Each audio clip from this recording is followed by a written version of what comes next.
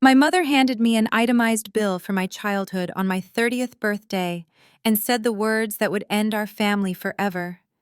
"Happy birthday, Amara," she said with a cold smile. "You were a great tax write-off, but your contract is up." My sister laughed while sipping her champagne. My father looked down at his plate. My brother-in-law threw a piece of bread at me like I was a stray dog. They expected tears. They expected the desperate plea of the daughter they had abused for decades. What they did not know was that the woman sitting across from them was no longer their victim. I was their creditor, and I had just called in their debt. Before I tell you how I evicted my entire family from the house they thought they owned, let me know where you are watching from in the comments. Hit like and subscribe if you have ever had to become the villain to survive a toxic family. I am Amara Sterling. For 30 years, I played the role of the grateful charity case in the Sterling household. To the outside world, Luther and Patricia Sterling were saints who took in a poor orphan girl to raise alongside their golden child, Chanel. Inside the walls of this 5,000-square-foot Georgian estate in Buckhead, I was nothing more than a servant with a curfew. Tonight was supposed to be a celebration. The crystal chandelier above the dining table cast a fractured light over the untouched plates of filet mignon. The air smelled of expensive lilies and old money resentment. Patricia tapped her silver spoon against her wineglass. The sharp, ringing sound cut through the silence. She cleared her throat and adjusted the pearl necklace that I knew was a fake, because I had seen the receipt from a pawn shop 3 years ago. "Attention, everyone!" Patricia announced, her voice dripping with that fake sweetness she reserved for church fundraisers. "We have a special presentation for the birthday girl. Amara, darling, since you are officially 30 today, your father and I decided it is time for full transparency." She slid a thick manila envelope across the mahogany table. It stopped right next to my hand. I did not open it immediately. I looked at Luther, my father, the man who used to sneak me candy when I was 5 but now could not even meet my eyes. "Open it," Chanel urged, leaning forward. Her professionally done makeup could not hide the malicious gleam in her eyes. "You are going to love it. It is exactly what you are worth." I opened the flap. Inside was not a check. It was not a greeting card. It was a stack of papers printed from an Excel spreadsheet. The edges were yellowed, as if this document had been started decades ago. I pulled out the first page. My eyes scanned the columns. March 1998. Diapers and formula. $40. September 2005. School uniforms.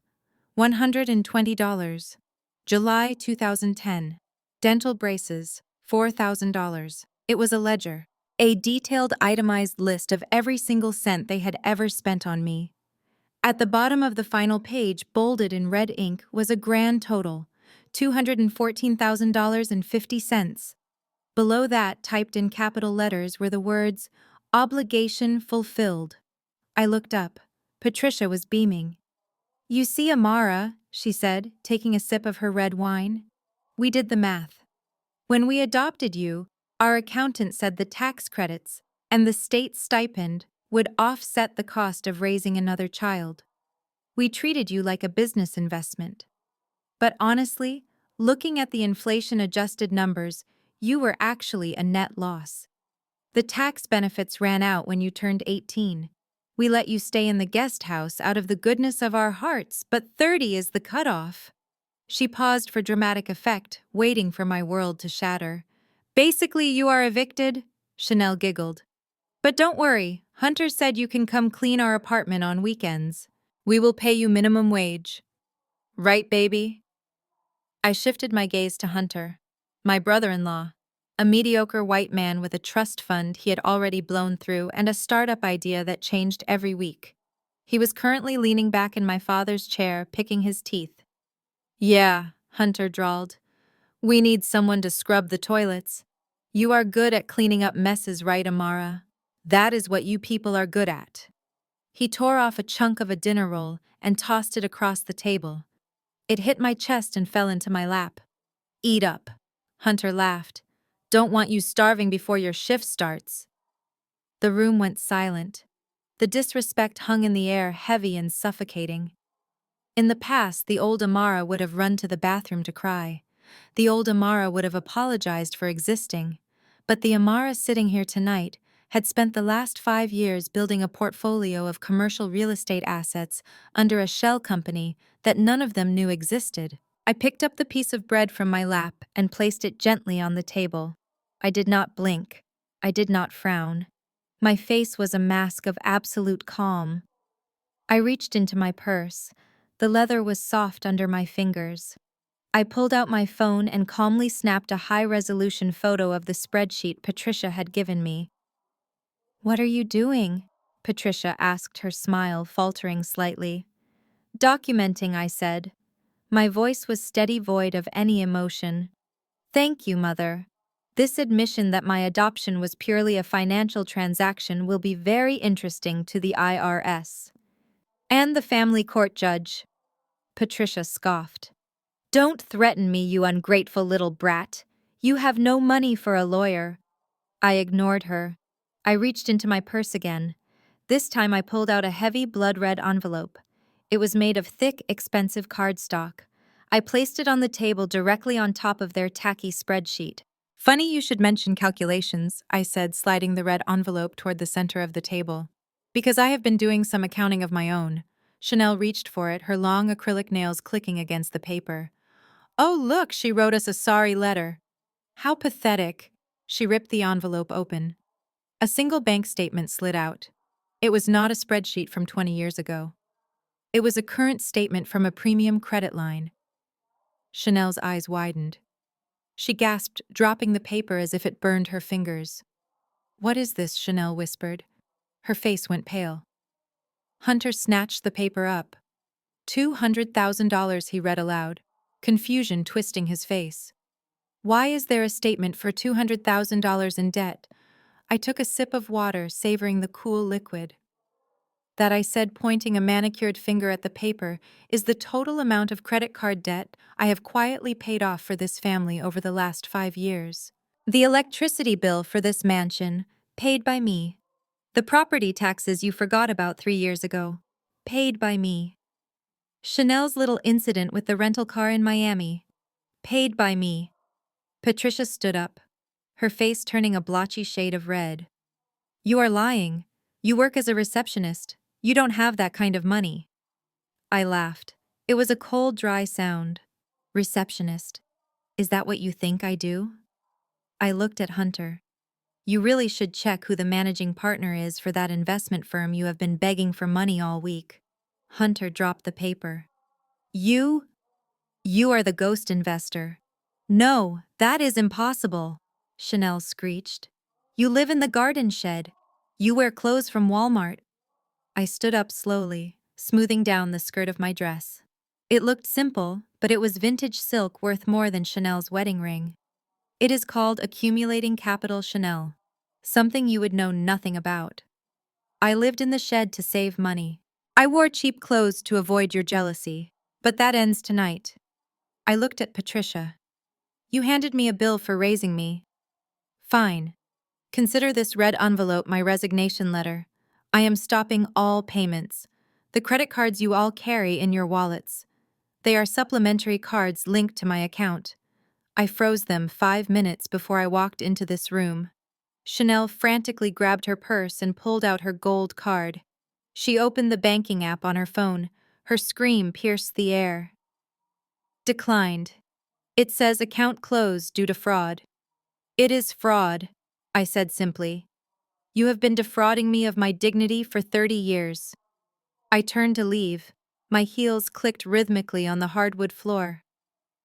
"Get back here," Hunter shouted, standing up and knocking his chair over.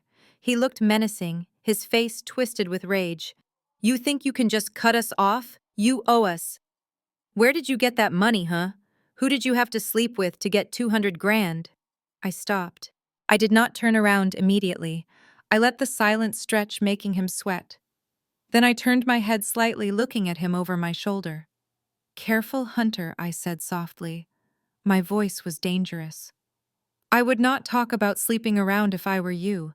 especially since I know exactly how you spent $5,000 at the Sapphire Gentlemen's Club last night." Hunter froze. His mouth opened and closed like a fish out of water. He looked terrified at Chanel, who was staring at him with wide, suspicious eyes. "What?" Chanel asked, her voice trembling.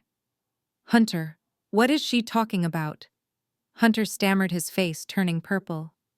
"She is lying. She is crazy. I didn't stay to watch the fallout.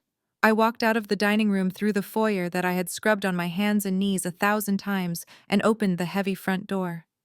The night air was crisp and cool. Behind me I heard the sound of Chanel screaming and glass shattering. It was the sweetest music I had ever heard.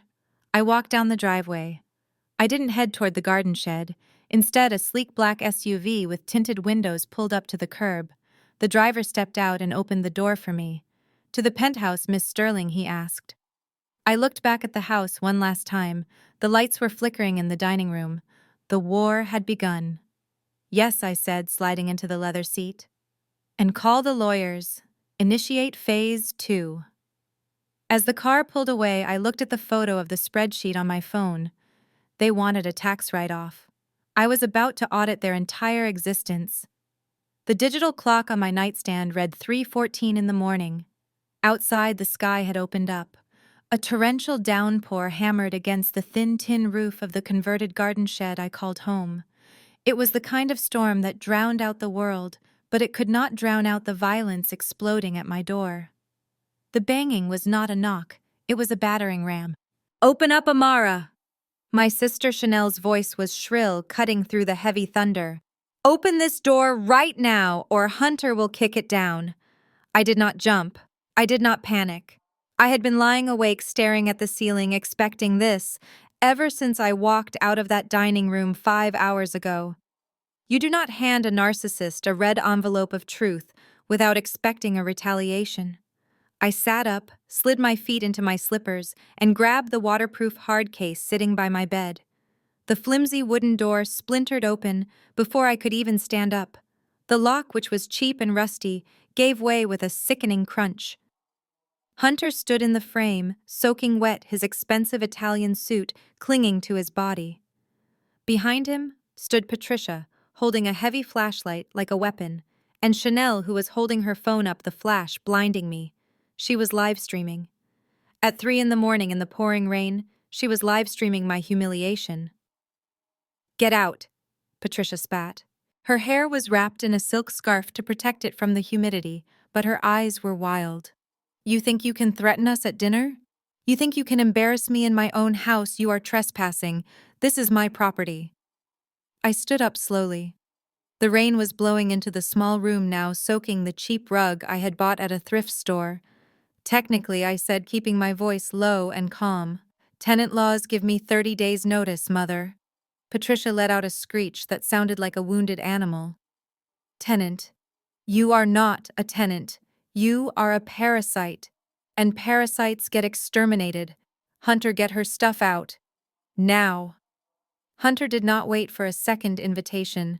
He stormed into the room, his muddy boots stomping all over the clean floor I had scrubbed yesterday. He grabbed the pile of clothes on my chair, my work blouses, my slacks, the few nice scarves I owned. He did not pack them. He scooped them up in his arms and heaved them out into the yard. They landed in a puddle of brown mud.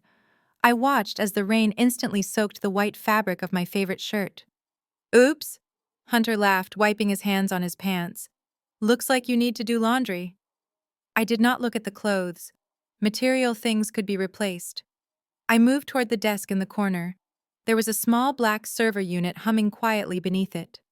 It looked like a generic hard drive to them, but inside that box was 5 years of encrypted data. Every illegal wire transfer Patricia had made, every tax document Luther had forged, every penny Hunter had gambled away. It was my insurance policy, and it was worth more than this entire estate. Hunter saw me move toward it. He smirked. "What is that? More trash?" He lunged for the server. I moved faster than I had ever moved in my life. I stepped in front of him, my hand grabbing his wrist with a grip of steel. "Do not touch that," I said. My voice was no longer the voice of Amara the daughter. It was the voice of Amara the ghost investor. Hunter flinched. For a second he looked genuinely afraid. He had never seen me fight back physically. But then his ego took over. He shoved me hard. I stumbled back, hitting my hip against the desk. "Don't touch me, you freak!" Hunter yelled. He grabbed the desk chair and threw it out the door. It crashed against the side of the house. "Get out!" Patricia screamed, stepping inside. She started sweeping the items off my dresser. Perfume bottles shattered on the floor. Books were swept into the rain. "Get out before I call the police and tell them you attacked us." I looked at them. Really looked at them. They were ugly. Not physically, but their souls were rotting. They were destroying the only person who had ever actually tried to save them. "Fine," I said. I grabbed the waterproof case containing the server. I swung my backpack over my shoulder. "I am leaving." I stepped out into the rain. The water was freezing, soaking through my pajamas instantly. My feet sank into the mud. Chanel was laughing, zooming her camera in on my wet hair. "Look at her guys," Chanel said to her phone. The entitlement finally ran out. This is what happens when you bite the hand that feeds you. Say goodbye to the mansion, Amara. Hope you like sleeping under a bridge. I stopped in the middle of the driveway. The rain was matting my hair to my face. I pulled out my phone. It was waterproof, thankfully. I dialed a number I had saved for extreme emergencies. It rang once. Status, a deep voice asked. "Omega Protocol," I said into the phone. "Location secure, hostiles active, extract immediately." I hung up and stood there. Patricia stopped throwing my shoes into the bushes. She squinted at me through the rain. "Who are you calling?" she sneered. "The garbage truck. Tell them to pick you up too." Chanel laughed so hard she almost dropped her phone. "Omega Protocol. Listen to her. She thinks she is in a spy movie. You are delusional, Amara. You are mentally unstable." Hunter walked up to me, puffing out his chest. "You heard your mother. Get off the property. Walk to the bus stop." I didn't move. I counted down in my head. 10, 9, 8. "You are deaf."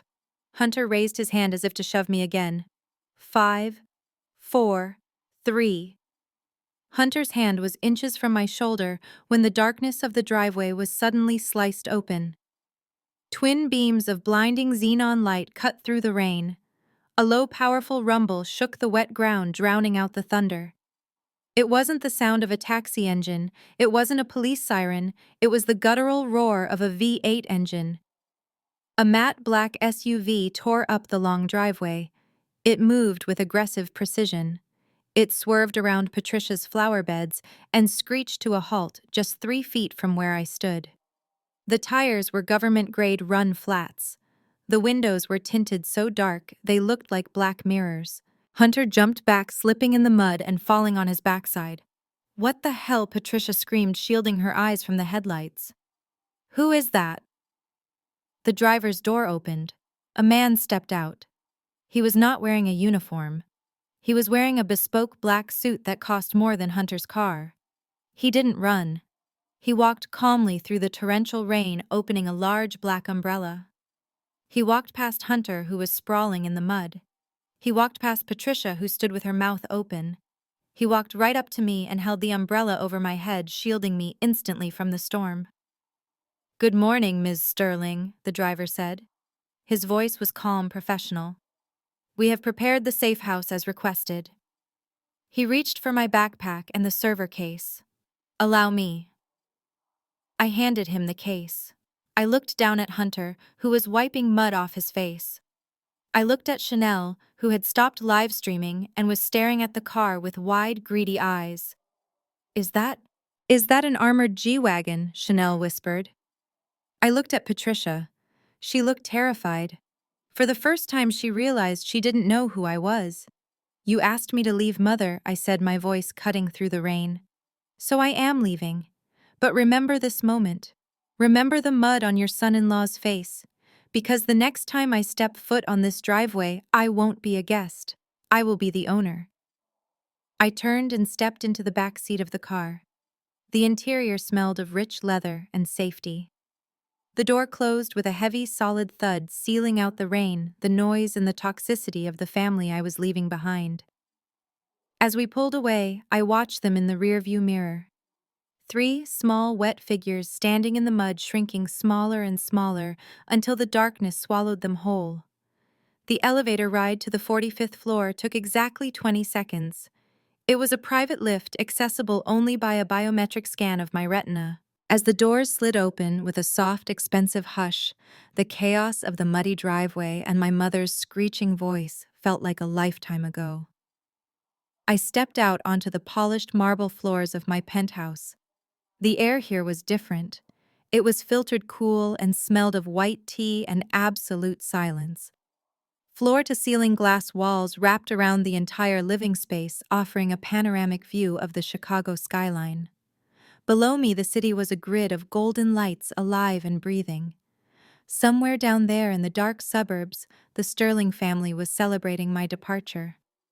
Up here, I was looking down on the world they so desperately wanted to be part of. My personal assistant, Julian, was already there. He stood by the kitchen island, dressed in a sharp charcoal suit, looking at his tablet. He did not ask if I was okay. He knew better. He simply nodded toward the temperature-controlled wine cellar. I opened a bottle of Screaming Eagle Cabernet Vintage 1992. It was a $5,000 bottle of wine. Patricia would have had a heart attack just seeing the cork. She drank boxed wine she decanted into crystal pitchers to pretend it was French. I poured a glass, the dark red liquid swirling against the crystal. I took a sip. It tasted like oak dark fruit and victory. I walked over to the media wall in the living room. With a single touch of a button, the large abstract painting slid aside to reveal a bank of 6 high-definition monitors. "Julian," I said, my voice echoing slightly in the vast room. "Bring up the audio feeds." "Yes, Miss Sterling." The screens flickered to life. The hidden cameras and microphones I had installed months ago were working perfectly. On the center screen, I saw the living room I had just left. Patricia was sitting on the beige sofa, a towel wrapped around her wet hair. She was holding a large glass of brandy, her hand shaking slightly. "I cannot believe the audacity," Patricia was saying. Her voice came through the speakers crisp and clear. "Tenant rights. Who does she think she is? We fed her, we clothed her, and she threatens us with a lawyer." Chanel was pacing back and forth, still holding her phone, checking the comments on her live stream. "Mom, relax," Chanel said, scrolling through her screen. "The comments are totally on our side. Everyone is saying Amara is ungrateful. Look at this one. User JazzBaby says, I would have kicked her out years ago. See, we are the victims here. Plus, now that she is gone, we can finally renovate that shed. I am thinking a yoga studio. Or maybe a content creation room for my brand." I swirled my wine watching them. They were already dividing up the carcass of my existence before the body was even cold. Luther, my father, was sitting in his armchair staring at the floor. "She had a lot of stuff," Patricia Luther mumbled. "Expensive-looking stuff. That computer server. And that car that picked her up." "Did you see the driver?" Patricia waved her hand dismissively. "Probably a drug dealer.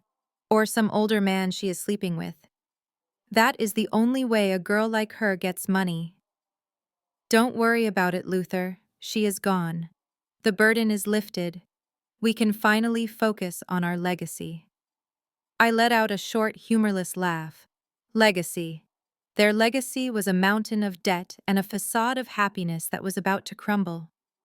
I shifted my attention to the bottom right monitor. It showed the back patio. The rain was still pouring, but a figure was standing under the awning, smoking a cigarette nervously. It was Hunter. "Zoom in on camera 4, I commanded. The image sharpened. Hunter looked terrible. His suit was ruined by the mud.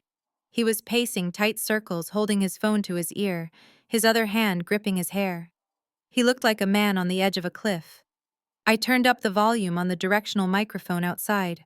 "Come on, pick up," Hunter whispered into the phone. Finally, someone answered on the other end. I could not hear the other person, but I could hear Hunter's desperation perfectly. "Rocco." Hey, it is Hunter. Yeah, I know I missed the payment last Tuesday. Look, there was a mix-up with the bank. My father-in-law… Yeah. No, please do not come to the house. I took a slow sip of wine. Rocco. That was not the name of a bank manager. That was the name of a loan shark. Hunter's voice rose an octave, cracking with panic. I just need 48 hours. The crypto market is crashing. I just got margin called. I need to cover the position or I lose everything. I need 500 grand to float the account until the market corrects. Yes, I have collateral. My wife's family. They have assets. I can get you the deed to a vacation home. Just give me the bridge loan. He paused, listening. 18% interest. That is insane, Hunter hissed. Then he slumped against the wall, defeated. Fine, fine. Send the contract. I will sign anything. Just wire the cash by tomorrow morning. He hung up the phone and threw his cigarette butt into the wet grass. He stood there for a moment, shaking before putting on a fake smile and walking back into the house to join his wife. I muted the screens. The room fell silent again. I walked over to the window, looking at my reflection in the glass. I saw a woman who had been discarded, undervalued, and mocked. But I also saw a predator who had just spotted a wounded gazelle. Hunter needs $500,000, I said softly, and he is willing to sign over the Florida vacation home to get it. Julian looked up from his tablet. Do you want me to flag the transaction to his bank? Block it. I turned around, a cold smile playing on my lips. No, Julian, why would I block it? I want to facilitate it. I walked over to the kitchen island and set my wine glass down. Hunter is looking for a lender. He is desperate. He is not checking credentials. He just wants the money. I tapped my fingers on the marble counter. Activate the shell company, Ghost Ventures, LLC. Send an encrypted email to Hunter's personal account.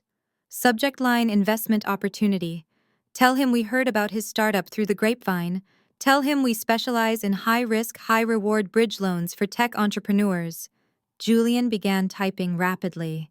And the terms, Julian asked. Offer him the full 500,000, I said. Interest rate? Let's make it attractive, 10%. Much better than Rocco's 18. But here is the catch.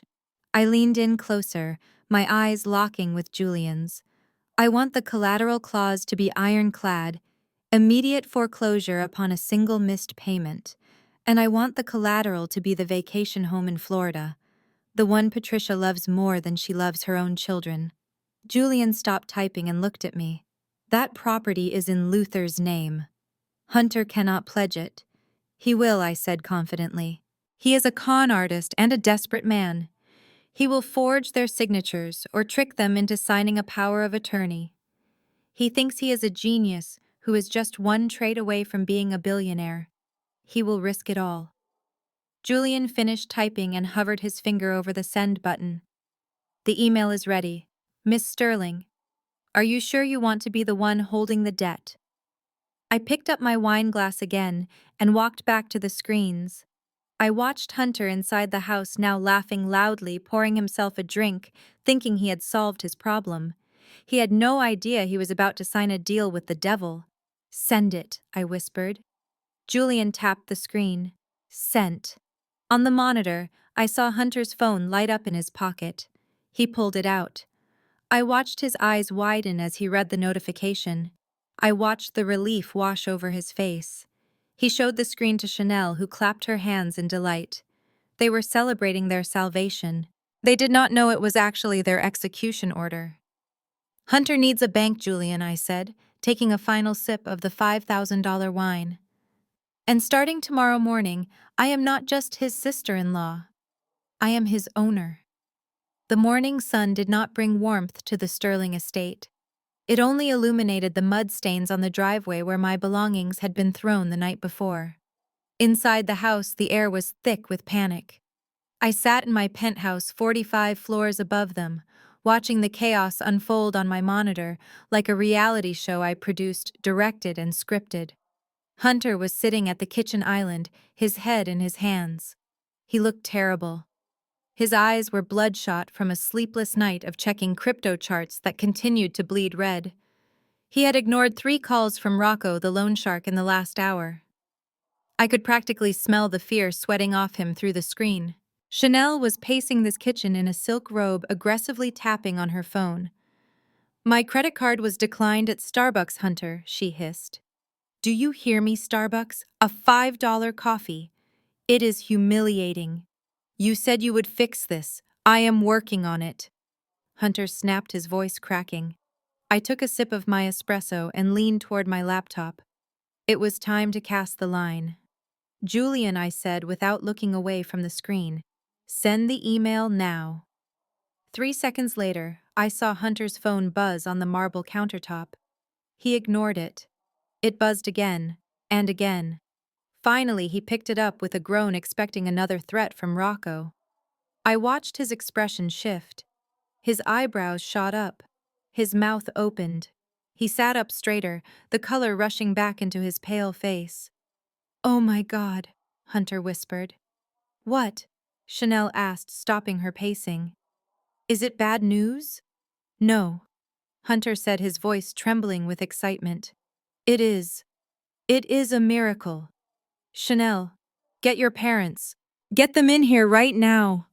He jumped off the stool, practically knocking it over. "I have saved us. I am a genius. I knew my network would come through." 10 minutes later, the 4 of them were gathered around the kitchen island. Luther looked tired, his age showing in the deep lines around his mouth. Patricia looked anxious, clutching her pearl necklace as if it could protect her from bankruptcy. "Listen to me," Hunter began, pacing back and forth like a manic preacher.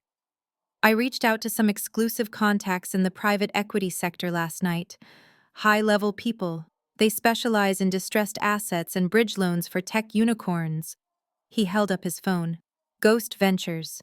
They are a boutique firm out of Zurich. Very private, very exclusive. They just emailed me back.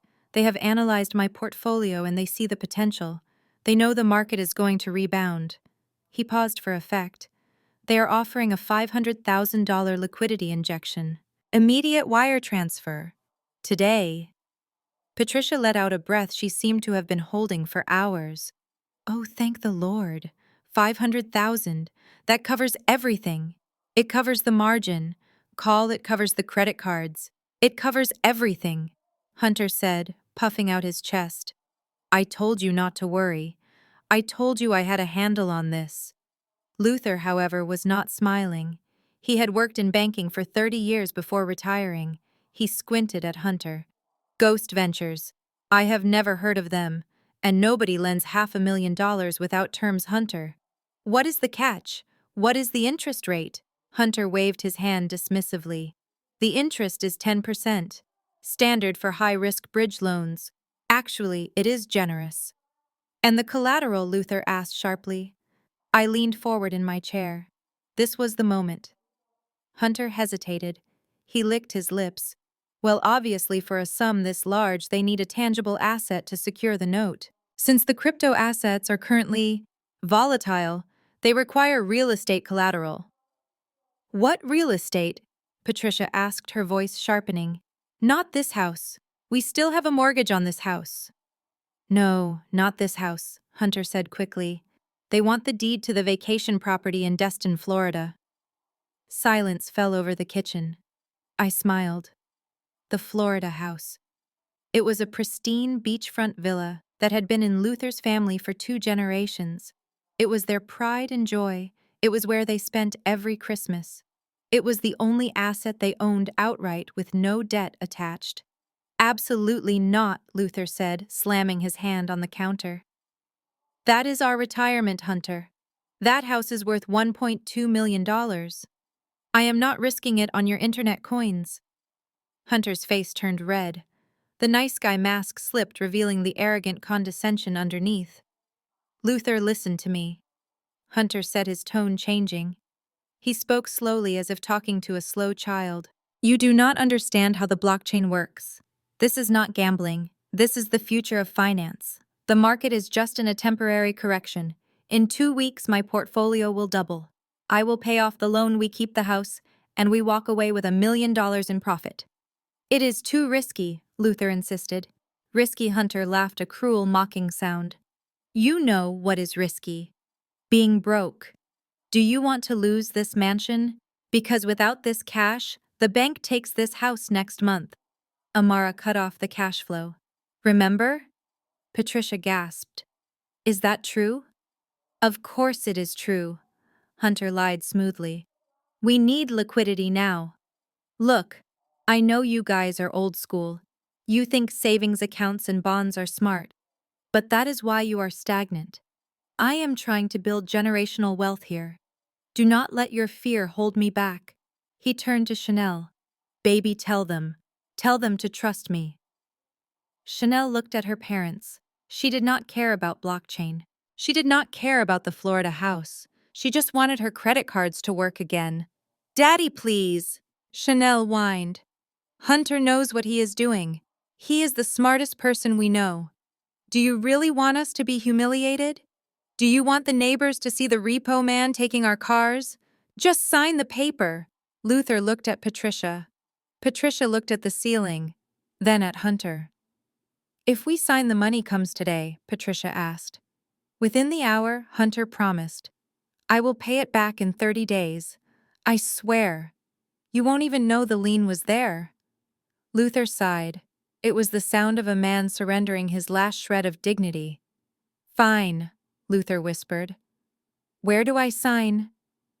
Hunter scrambled to his iPad. He pulled up the document I had attached to the email.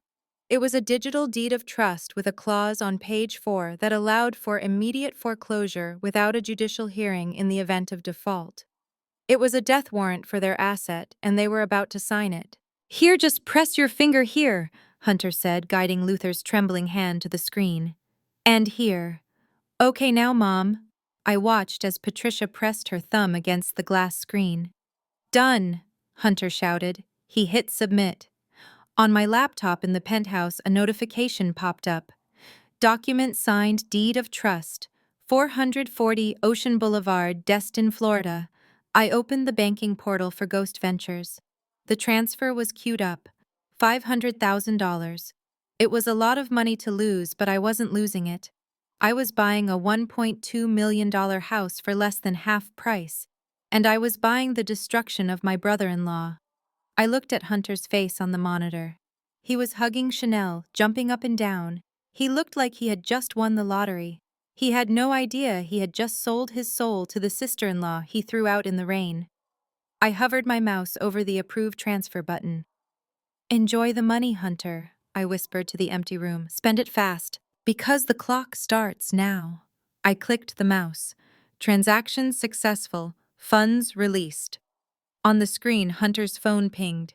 He screamed in victory. We are back in business, baby, Hunter yelled, popping a bottle of champagne. I sat back in my chair and watched them toast. My expression remained flat, cold, and unmoving. The trap was set. The bait was taken. Now all I had to do was wait for the inevitable crash. And when it happened, I would be there to collect not just the money, but everything they had left. The notification on my banking dashboard blinked green. $185,000. Debit. Porsche dealership of North Atlanta. I sat in my penthouse living room watching the security feed from the Sterling estate. It had been exactly 24 hours since I wired the $500,000 loan to Hunter's account. A smart man would have used that money to cover his margin calls. A cautious man would have put it into a high-yield savings account to pay back the principal. Hunter was neither smart nor cautious. Hunter was a child with a loaded gun, and he had just pulled the trigger on his own foot. On the center monitor, I saw a flash of obnoxious lizard-green paint turn into the driveway. The roar of a twin-turbo engine shattered the peace of the quiet suburban neighborhood. It was a brand-new Porsche 911 GT3. Hunter was driving it like he was qualifying for Daytona, swerving dangerously close to the mailbox before slamming on the brakes in front of the front steps. He stepped out of the car wearing sunglasses, even though it was overcast. He looked like a caricature of a successful man. He patted the hood of the car, grinning so wide it looked painful. Chanel came running out of the front door, squealing. "Oh my God!" Chanel screamed, her voice piercing through my speakers. Is that it? Is that ours? Hunter opened the passenger door and pulled out a bright orange box. The distinct packaging of Hermes. For the queen of the castle, Hunter announced, handing her the box. Chanel tore it open right there in the driveway. She pulled out a Birkin bag, the leather dark and supple. It was easily a $20,000 bag. Between the car and the bag, he had just burned through almost half of the loan in a single afternoon. I deserve this. Chanel sighed, hugging the bag to her chest. After everything that witch Amara put us through, we deserve a treat. Investment in image, baby, Hunter said, leaning against the car. You have to look rich to get rich. Ghost Ventures knows that. That is why they backed me. They see the vision. I took a sip of my sparkling water. The vision. The only vision I saw was a train wreck in slow motion. By 7 that evening, the house was full of people. They had thrown a spontaneous victory party. The driveway was lined with BMWs and Mercedes as their shallow friends arrived to drink their champagne and eat their hors d'oeuvres. Patricia was in her element. She moved through the crowd in the living room, holding a glass of Prosecco, telling anyone who would listen about Hunter's financial genius. Yes, it is a private equity firm from Switzerland, Patricia boasted loudly. They headhunted Hunter. They said they had never seen a portfolio with such potential. We are looking at properties in the Hamptons for next summer. I watched her from my screen. The Hamptons. She was currently standing in a house that was technically mortgaged to the hilt, celebrating a loan she had secured with a house she was about to lose. The delusion was breathtaking. I picked up my phone. It was time to send my regards. Julian, I said into the speakerphone. Has the florist arrived? Just pulling up now? Julian confirmed. On the security monitor, I saw a delivery van navigate through the crowded driveway. A delivery man walked up to the front door carrying a massive, towering arrangement. It was not festive. It was not colorful. It was 3 dozen black baccarat roses, flowers so dark red they looked almost black, surrounded by sharp architectural greenery. It looked beautiful, expensive, and ominous. Hunter opened the door, a glass of scotch in his hand. Whoa, Hunter said, stepping back. Who sent these? The delivery man handed him a small card. Hunter plucked it from the envelope. He read it, and a confused look crossed his face for a split second before his ego took over. He walked into the center of the living room, clapping his hands to get attention. Everyone. Listen up, Hunter shouted over the music. The room went quiet. Hunter held up the black card. My partners at Ghost Ventures just sent this. Listen to this note. He cleared his throat and read aloud. To Hunter, success is a race against time. Enjoy the ride while the engine is running. Tick-tock. The guests cheered. Chanel clapped her hands. That is so cool, Chanel yelled. Tick-tock. That means keep grinding, right, baby? Hunter grinned, raising his glass. Exactly. Time is money. They want me to hustle. They know I am a shark. To Ghost Ventures. To Ghost Ventures, the room chorused. I watched them drink. I watched them laugh. Hunter thought the note was a motivational quote. He did not realize it was a warning. Tick-tock did not mean hustle. It meant his time was up. I turned to my laptop. I opened the secure email server for Ghost Ventures. Hunter had spent $200,000 on toys. He had $0 invested in the market. He had violated the terms of the loan within 24 hours. The contract stated that the funds were to be used strictly for business capital and asset acquisition. A Porsche was not a business asset for a crypto trader. A Birkin bag was not capital. I began to type. From Ghost Ventures Risk Management Department to hunter.s@sterlinginvestments.com. Subject, urgent, weekly, capital allocation audit.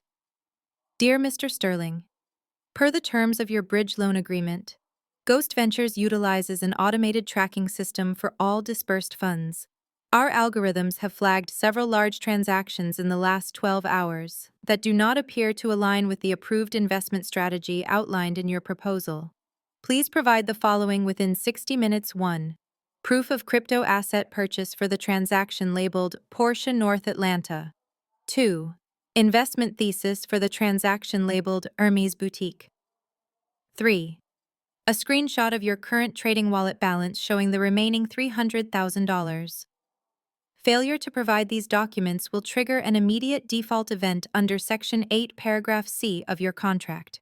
This will result in the immediate acceleration of the loan, meaning the full $500,000 plus interest is due immediately. TikTok. Regards the ghost. I hit send. I leaned back and watched the monitor. The party was in full swing. Hunter was dancing with Chanel, looking like he owned the world. Then he felt the vibration in his pocket. He pulled out his phone, laughing at something his friend said. He glanced at the screen. I watched the color drain from his face. It started at his cheeks and washed down to his neck. He stopped dancing. He stopped smiling. The glass of scotch in his hand tilted dangerously. "What is wrong?" Chanel asked, noticing his sudden freeze. Hunter didn't answer. He read the email again. And again. I could see his lips moving, reading the words. Proof of asset purchase. Default event. Immediate acceleration.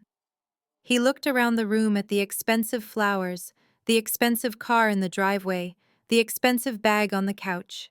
He realized with sudden terrifying clarity that the partners he had been bragging about were watching him. He looked up at the ceiling as if looking for a hidden camera. He looked right into the lens of the smoke detector I had bugged. Hunter ran a hand through his hair, messing up his perfect gelled look. He grabbed Chanel's arm a little too hard. "We need to go to the office," he whispered harshly. "What?" Why, Chanel pulled back. "We are partying." "Now," Hunter hissed. His eyes were wide with panic. He dragged her toward the kitchen, leaving his guests confused. I unmuted the kitchen camera. "They are asking for a screenshot." Hunter was hyperventilating, leaning over the counter. "They know. How do they know I haven't even moved the money to the trading account yet?" "Just tell them you are waiting for the transfer to clear," Chanel said, annoyed. "God, Hunter, stop being so paranoid." "You don't understand," Hunter yelled, slamming his hand on the marble. "They want proof that the Porsche is a business expense. How am I supposed to prove that?" Chanel shrugged. "Photoshop it. You are good with computers. Just make a fake receipt." Hunter stared at her. "Photoshop it." "This is a Swiss equity firm, Chanel. If I send a fake document that is wire fraud, that is prison time. Then pay them back," Chanel said.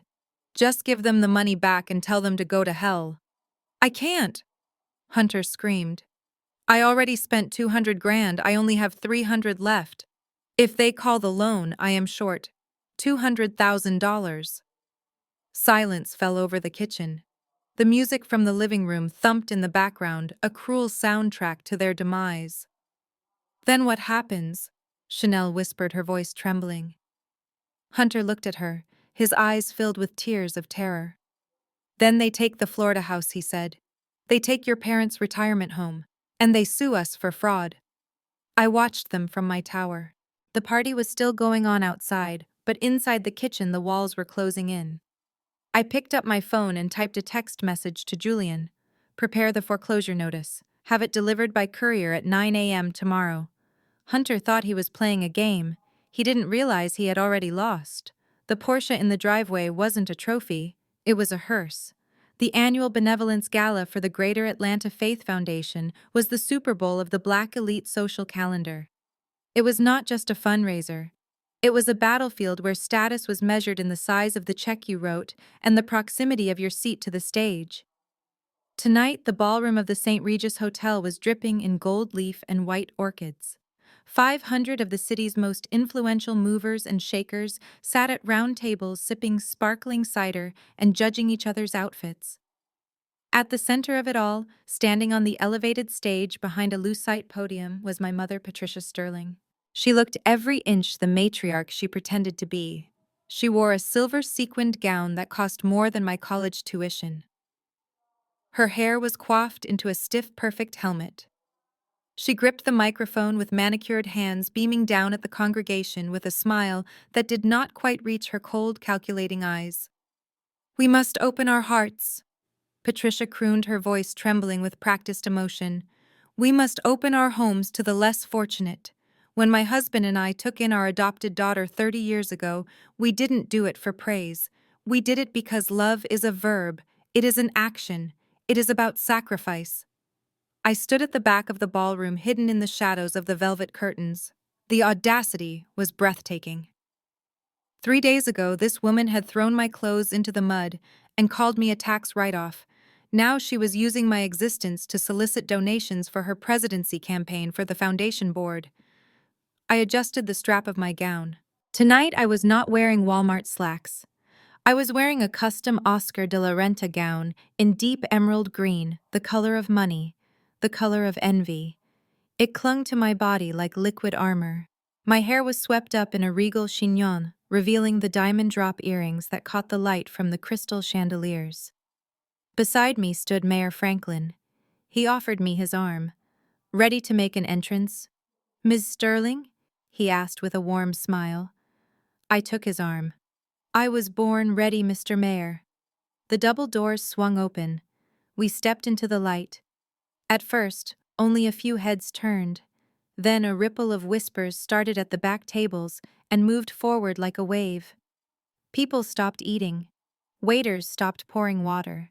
The sight of the mayor of Atlanta was always a showstopper, but it was the woman on his arm that had everyone confused. "Is that Amara?" I heard a woman whisper as we walked down the center aisle. "It can't be. She looks expensive." I walked with my head high. I did not look at the floor. I looked straight ahead at the stage-locking eyes with Patricia. She faltered. She actually stopped mid-sentence. The microphone picked up her sharp intake of breath. Her eyes widened, scanning my dress, the diamonds, the mayor. For a second, the mask slipped, and pure, unadulterated panic flashed across her face. Mayor Franklin led me to table 1, the VIP table, the table right in front of the podium, the table where Luther was sitting next to an empty chair reserved for the bishop. The mayor pulled out the chair for me. I sat down, smoothing my silk skirt. I looked up at Patricia and offered her a small, polite wave. "Please continue, Mother," I mouthed silently. Patricia gripped the podium so hard her knuckles turned white. She stammered through the rest of her speech, skipping 3 paragraphs, and practically ran off the stage. As soon as the applause died down, she didn't go to her seat. She made a beeline for me. She marched across the ballroom floor, her silver dress swishing aggressively. She leaned down, putting her hand on the back of my chair, her nails digging into the fabric. "What are you doing here?" she hissed, keeping her voice low so the people around us wouldn't hear the venom. "You were not invited. This is a private event for donors. Get out before I have security drag you out. You are making a scene." I picked up my glass of water and took a delicate sip. I didn't look at her. I looked at the stage where the choir was setting up. "I believe I have every right to be here, Patricia," I said calmly. Patricia's face turned purple. "You have no rights here. You are a nobody. You are embarrassing me in front of the mayor. Leave. Now." She reached for my arm to physically pull me up. "Ms. Sterling." The booming voice of Mayor Franklin stopped her hand in midair. He turned in his seat, looking at Patricia with a confused expression. "Is there a problem, Mrs. Sterling?" "I was just telling your daughter how grateful the city is for her contribution." Patricia froze. She looked from the mayor to me, then back to the mayor. "Contribution," Patricia squeaked. Her voice was thin and reedy. "Mayor, I think there is a misunderstanding. Amara she is currently unemployed. She can't afford a ticket to this dinner." The mayor laughed. It was a hearty belly laugh that drew the attention of the nearby tables. "Unemployed, Patricia, your daughter is the mysterious donor behind the new community center project in the 4th Ward. And she just pledged $50,000 to the foundation tonight. She is our new diamond sponsor." The world stopped spinning for Patricia Sterling. I watched the blood drain from her face, leaving her looking gray and old under the harsh ballroom lights. Her mouth opened and closed, but no sound came out. 50,000, she whispered. I turned to her finally. I smiled the same cold smile she had given me on my birthday. Surprise, I said softly. I decided to take your advice, Mother. You said love is an action. You said it is about sacrifice. So I decided to sacrifice some of my pocket change to help your little club. Patricia looked like she was going to faint. She grabbed the edge of the table to steady herself, where she stammered. Where did you get $50,000? I leaned in closer. Ghost Ventures had a good quarter. The mention of the company name hit her like a physical slap. She knew the name. It was the company that had just loaned Hunter the money. The realization began to dawn on her, the pieces of the puzzle clicking together in a horrifying picture. Before she could speak, a flash went off. Mrs. Sterling, Miss Sterling. Over here. It was the society photographer for the Atlanta Tribune. He was waving at us. Let's get a photo of the foundation president and the new diamond sponsor. This is a beautiful family moment. Patricia tried to back away. No, I need to powder my nose. But the mayor was already standing up. Nonsense, Patricia. Come on, let's celebrate this generosity. He put one arm around me and one arm around Patricia, locking her in place. She was trapped. She had to smile. If she ran away now, she would look insane. If she frowned, she would look ungrateful. She forced a rictus grin onto her face, her eyes filled with terror. I leaned my head close to hers, posing for the camera. I could smell her fear. It smelled like stale hairspray and sweat. Smile. Mother, I whispered, my lips barely moving. Make it a good one. Because this is going to be the last photo you ever take as president of this foundation. By tomorrow morning, everyone in this room will know you embezzled the orphan fund. The flashbulb exploded, blinding and white. Click. I pulled away, leaving her standing there shaking in her silver sequins. Thank you, gentlemen, I said to the photographer and the mayor. Now, if you will excuse me, I see the bishop over there. I have some very interesting documents regarding charitable tax fraud that I think he needs to see. I walked away, the train of my emerald dress trailing behind me like a predator's tail. I didn't look back, but I heard the sound of glass shattering. Patricia had dropped her wine glass. Red liquid spread across the white carpet, looking exactly like a fresh wound.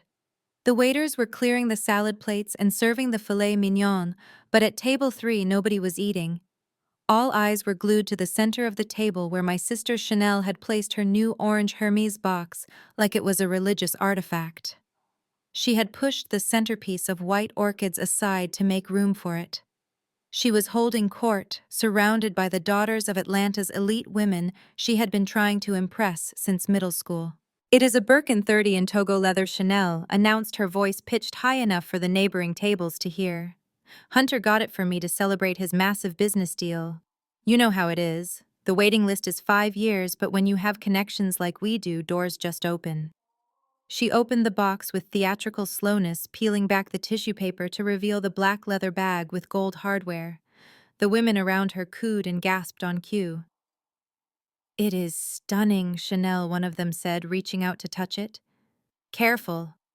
Chanel slapped the girl's hand away playfully, but with serious intent. Oils from your skin can damage the finish. This is an investment piece. It is worth more than a car. I stood near the bar watching this display of vanity. Beside me stood Elena, a close friend, and one of the country's leading authenticators for luxury auction houses. I had flown her in from New York specifically for this moment. Is that the bag? Elena asked, taking a sip of her martini. That is the bag, I confirmed. Hunter bought it from a trunk of a car in a parking lot thinking he was getting a steal. He paid $5,000 cash for a bag that retails for $20,000. He thinks he is a negotiator. He is actually a mark. Elena adjusted her glasses. It looks good from a distance. But under these lights, I can see the resin glazing from here. It is too shiny. Showtime, I whispered. Elena nodded and set her drink down. She smoothed her black dress and walked toward table 3 with the confidence of a woman who could spot a fake from a mile away. I followed a few steps behind, staying in the shadows. Elena approached the table, just as Chanel was lifting the bag up to pose for a selfie. "Excuse me," Elena said loudly. Her voice cut through the chatter. Chanel lowered the phone, looking annoyed. "Yes, can I help you?" Elena smiled. It was a sharp, professional smile. "I could not help but notice your bag from across the room. I am Elena Ross, Senior Authenticator for Christie's Auction House. I specialize in Hermes leather goods." Chanel's annoyance turned into preening pride. "Oh, well, thank you. It is beautiful, isn't it? My husband just bought it." Elena leaned in closer, squinting at the gold hardware. "May I?" Elena asked, not waiting for an answer. She reached out and inspected the lock. Then she ran her finger along the stitching on the handle. The table went silent. The women watched with bated breath. Having an expert admire your bag was the ultimate status symbol. But Elena did not look admiring. She looked confused. Then she looked sympathetic. "Oh dear," Elena said loud enough for the table behind them to hear. "Oh, you poor thing." Chanel's smile faltered. "What? What do you mean?" Elena pulled her hand back as if the bag was contaminated. "This is a super fake," Elena announced. "And not even a very good one. The stitching is machine-made. Hermes uses a saddle stitch that is done by hand. See how this thread is perfectly straight?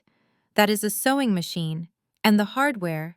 This is plated brass, not gold. It is already starting to oxidize." The silence in the ballroom spread like a virus. Forks stopped midway to mouths. The mayor turned around in his seat. Patricia, who was sitting at the next table, stood up, her face draining of color. "Excuse me," Chanel laughed, but it was a nervous, high-pitched sound. "You do not know what you are talking about. My husband paid $20,000 for this bag." "Then your husband was robbed," Elena said simply. "Or he is lying to you, because this bag is worth maybe $200 on Canal Street. The smell alone gives it away. It smells like chemicals, not leather." Someone at the next table snickered. Then someone else giggled. Within seconds, the ripple of laughter started. The wealthy women who Chanel had been trying to impress were now covering their mouths, whispering behind their manicured hands. "Did you hear that fake? Imagine bringing a knockoff to the gala. How embarrassing." Chanel looked around wildly, her face burning a deep, blotchy red. She grabbed the bag, clutching it to her chest as if to protect it from the words. "It is real. Stop looking at me. It is real." Hunter, who had been at the bar bragging to a group of investors, came running over. He saw his wife surrounded, crying, and the room laughing. The alcohol in his system mixed with his fragile ego, creating a volatile cocktail. "Hey," Hunter shouted, pushing past a waiter. "Who is upsetting my wife?" He stormed up to Elena, getting right in her face. He smelled of scotch and desperation.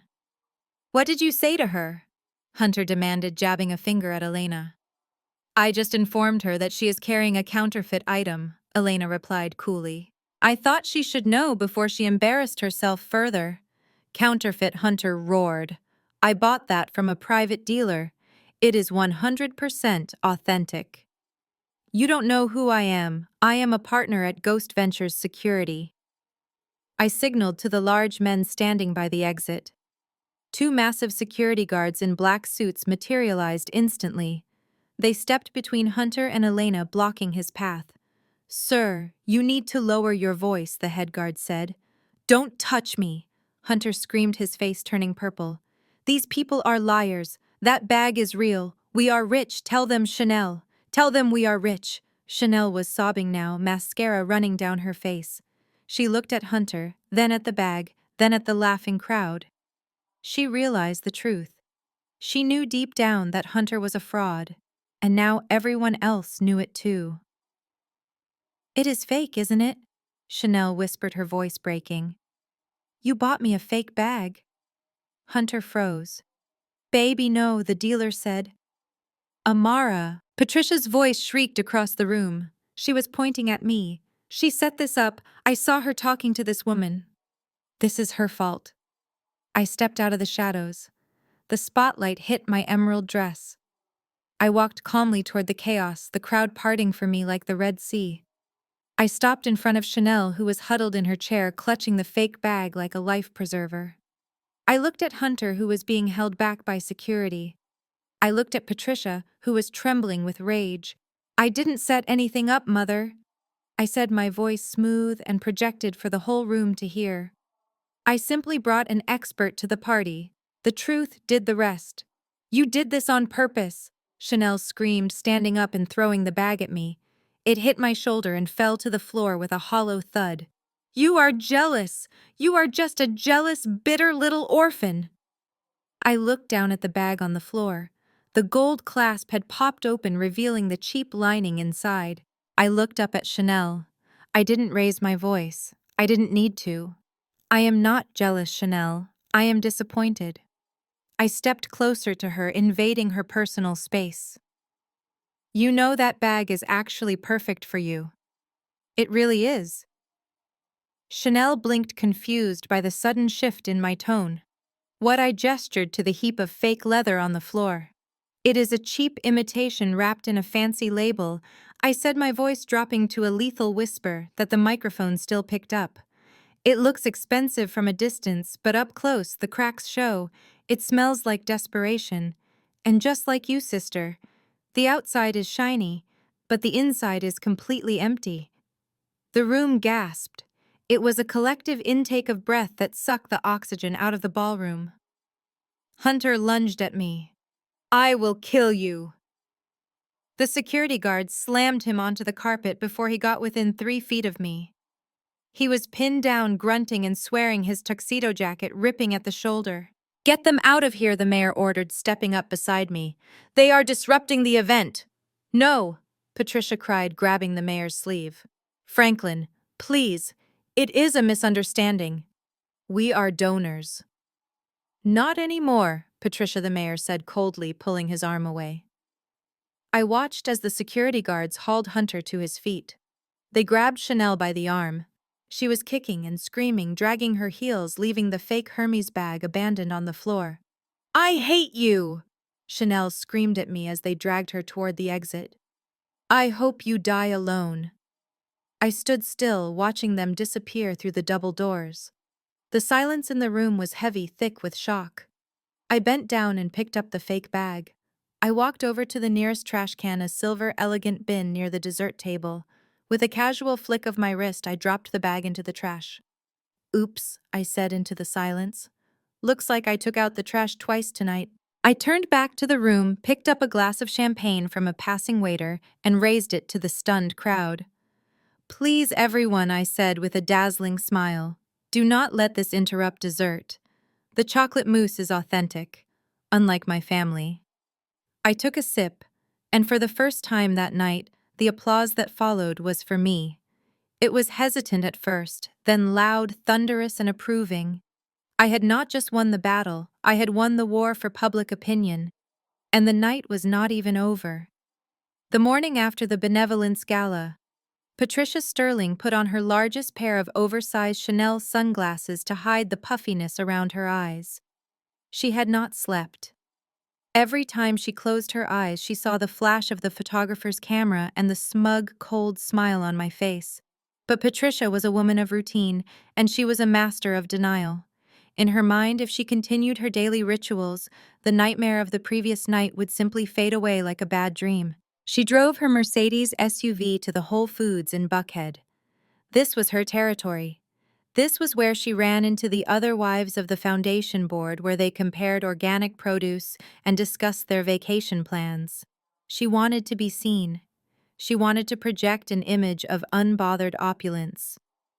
She grabbed a cart and marched through the automatic doors, the blast of air conditioning hitting her face. She did not need groceries. The refrigerator at the mansion was full. But she needed to spend money. Spending money was the only way Patricia knew how to self-soothe. It was her drug of choice. She moved through the aisles, tossing items into the cart with reckless abandon. A jar of imported Manuka honey for $80, a bottle of truffle oil, 3 pounds of wild-caught Alaskan salmon, a wheel of aged brie cheese. She was building a fortress of expensive food to protect her fragile ego. She told herself that Amara was bluffing. There was no way I had that kind of power. I was just acting out, throwing a tantrum. Hunter would fix the loan issue. The gala scandal would blow over. People had short memories. She reached the checkout counter. The lane was busy. Behind her stood a woman in yoga pants holding a green juice, and behind her was a businessman in a suit checking his watch. Patricia did not acknowledge them. She started unloading her premium goods onto the conveyor belt, making sure the labels were facing out so everyone could see she bought the best. The cashier was a young woman with purple hair and a nose ring. She scanned the items slowly, the beep of the register creating a rhythmic soundtrack to Patricia's anxiety. Your total is $642.18, the cashier said, popping her gum. Patricia smiled, her practiced, condescending smile. She reached into her Louis Vuitton wallet and pulled out her heavy platinum American Express card. It was the card she used for everything. The card that signaled she was a woman of substance. She tapped it against the reader. Processing. Patricia tapped her manicured fingernails against the counter, waiting for the familiar chime of approval. Buzz. The machine made a low, harsh sound. A red light flashed on the screen. Decline, the cashier said flatly. Patricia frowned. She pushed her sunglasses up onto her head. That is impossible, she said. Try it again. It is probably the chip reader. These machines are always faulty. She inserted the card into the slot this time, shoving it in with a little too much force. Processing. Buzz. Not authorized. The screen read in bright red letters. The cashier sighed. It is not the machine, ma'am. The bank is declining the charge. Do you have another form of payment? Patricia felt a prickle of heat on the back of her neck. The woman in yoga pants behind her shifted her weight and checked her phone loudly. There must be a mistake, Patricia snapped. She pulled out her gold Visa card. This one has a $50,000 limit. Run this one. She tapped the Visa. Buzz. Declined. The heat was spreading now, moving from her neck to her cheeks. Her heart began to hammer against her ribs. This could not be happening. Not here. Not in front of these people. She pulled out her emergency MasterCard, the one she kept for travel. Run it, she commanded, her voice rising an octave. Buzz. Declined. Pick up card. Contact issuer. The cashier stopped popping her gum. She looked at Patricia with a mix of pity and annoyance. The look was devastating. It was the look you gave to someone who was trying to buy things they could not afford. Ma'am, do you have cash? The cashier asked. Or maybe a debit card, cash, Patricia sputtered. I do not carry $600 in cash. Who do you think I am? From the line behind her, the businessman spoke up. Lady, if you are broke, just move aside. I have a meeting to get to. Patricia whipped around. I am not broke. I am Patricia Sterling. My husband is a banker. The businessman rolled his eyes. Yeah, and my dad is the president. Move it. Patricia looked at the cart full of salmon and truffle oil. She looked at the cashier waiting for payment. She looked at the line of people staring at her with judgment. The walls of the grocery store seemed to be closing in on her. Cancel the order, Patricia whispered. What? The cashier asked. I said cancel the order, Patricia screamed. She grabbed her purse and turned around, abandoning the cart right there in the lane. She walked past the businessman, past the yoga mom, past the security guard at the door. It was the longest walk of her life. She could feel their eyes on her back, burning holes in her silk blouse. She practically ran to her car, fumbling with her keys. She jumped inside and locked the doors, her breath coming in short, panicked gasps. She pulled her phone out of her purse. Her hands were shaking so badly, she could barely dial the number on the back of her platinum card. Welcome to American Express, the automated voice said cheerfully. Representative Patricia yelled at the phone. Representative. After 3 agonizing minutes of hold music, a human voice came on the line.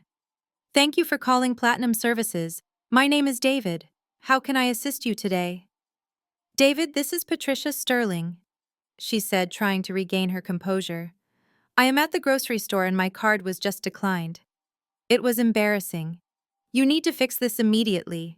Whatever fraud alert you put on my account, remove it. There was a pause. The sound of typing on a keyboard. "One moment, Mrs. Sterling. Let me pull up the account." Patricia waited, watching the shoppers walk out of the store with their bags of food. She felt sick. "Okay, I see the account here," David said. His tone had changed. It was no longer friendly. It was formal, guarded. "Mrs. Sterling, I see that these cards have been reported lost or stolen as of 8 a.m. this morning." "Lost," Patricia said. "I did not report them lost. I have them right here in my hand, I understand that, ma'am," David said. However, the primary account holder called in and requested that all supplementary cards be deactivated immediately due to a security breach. She also requested that the account numbers be changed and the new cards be mailed to a different address. Primary account holder. Patricia frowned. "What are you talking about?" "My husband Luther is the primary. I am looking at the file right now, ma'am," David corrected her. "This account was opened 5 years ago. The primary holder, the person who is liable for the debt and controls the credit line, is Ms. Amara Sterling." The name hit Patricia like a physical blow. The air left her lungs. "Amara," she whispered. "No, that is my daughter. She is just an authorized user. I am the mother. I am the one who spends the money." "Mrs. Sterling," David said, his voice firm. "You are listed as a supplementary user. Ms. Amara Sterling has excellent credit and a very high limit. You have been utilizing her credit line, and this morning she exercised her right to remove you from the account. But I have been paying the bill," Patricia argued, though even as she said it, she wasn't sure. "Luther handled the bills. Or so she thought. Actually, the payments have been coming from a private trust in Ms. Sterling's name for the last 60 months, David said. "You have zero liability, which is good news for you, but it also means you have zero access. The account is closed to you. Is there anything else I can help you with?" Patricia dropped the phone. It fell into the gap between the seat and the center console. She stared out the windshield. For 5 years, she thought she was living on Luther's pension and Hunter's investments. She thought she was the queen of the castle. But the truth was, she had been living on an allowance provided by the daughter she despised. She looked at the plastic card in her hand, the platinum card she used to define her worth. It was just a piece of useless plastic. Amara hadn't just cut off the money, she had cut off the oxygen. Patricia put her head on the steering wheel and let out a scream of pure, terrified rage. But inside the soundproof luxury car, no one could hear her. And even if they could, nobody cared. Her credit was no good here anymore. The guest house that I had been evicted from 48 hours ago had been transformed. My modest furniture was gone, replaced by sleek black gaming desks and 4 oversized monitors. Hunter sat in the center of this command station, the blue light of the screens reflecting off his sweaty face. He had not showered in 2 days. He was fueled by energy drinks and the manic delusion that he was about to become the next Warren Buffett of the crypto world. He had dumped the entire remaining $300,000 of the Ghost Ventures loan into a new, obscure coin called Apex Nova. He had found it on a Discord server. An anonymous tipster had promised him it was going to the moon. Hunter believed him because Hunter was greedy, and greed is a blinder that blocks out all logic. For the first hour, the line on the chart had gone up. Hunter had screamed in victory, texting Chanel that they were going to buy a yacht. He was up $50,000, then $100,000. He felt like a god.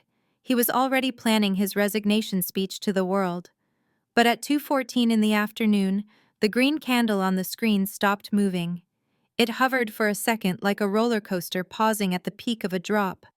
"Come on," Hunter whispered, tapping the screen with a shaking finger. "Push through. Break the resistance." Then the red candle appeared. It was not a small dip.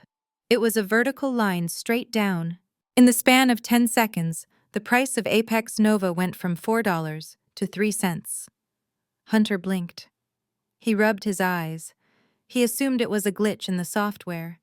He hit refresh. The page reloaded. Price 0.001. Total portfolio value $342. No, Hunter croaked. His voice was barely a whisper. No, no, no. He started clicking frantically. He tried to sell.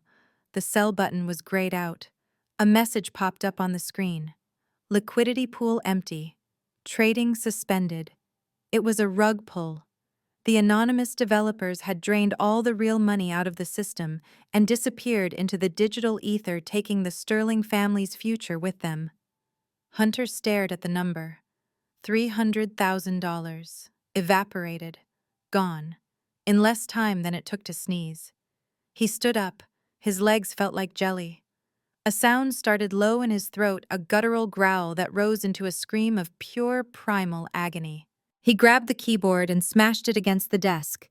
Keys flew into the air like plastic shrapnel. He punched the main monitor. The screen cracked, a spider web of dead pixels blooming across the glass. He swept the expensive microphone and the webcam onto the floor. He destroyed the room. He kicked the walls. He threw the chair through the window. He was tearing apart the physical world because his digital world had just been annihilated.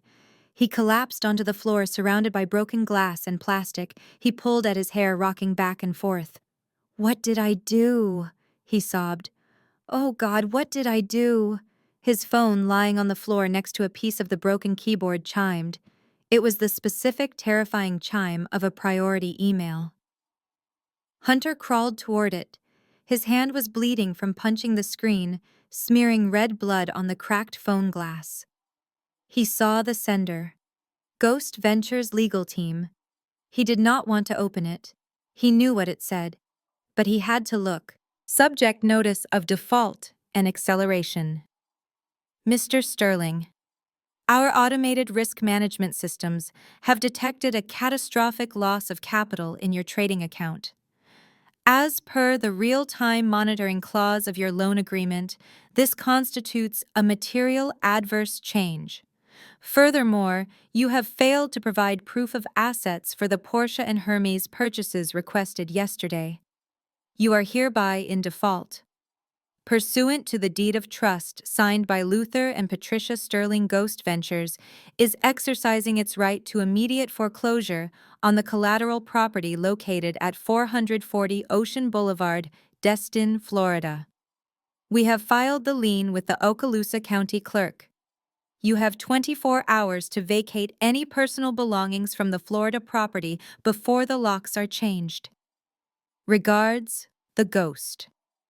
Hunter threw the phone across the room. It hit the wall and shattered. They knew. They knew everything. How did they know the coin crashed the second it happened? Paranoia seized him. This was not bad luck. This was a setup. Someone had fed him that tip on the Discord server. Someone had told him to buy Apex Nova, Amara. The name flashed in his mind like a neon sign. Amara was the ghost. Amara was the one who destroyed his life.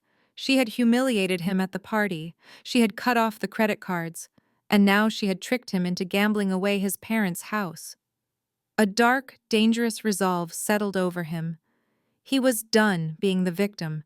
He was done being laughed at. He stood up and walked out of the guest house, ignoring the rain that had started to fall again. He walked into the main house. It was quiet. Patricia was in her room, probably crying over her declined credit cards. Chanel was likely hiding from social media.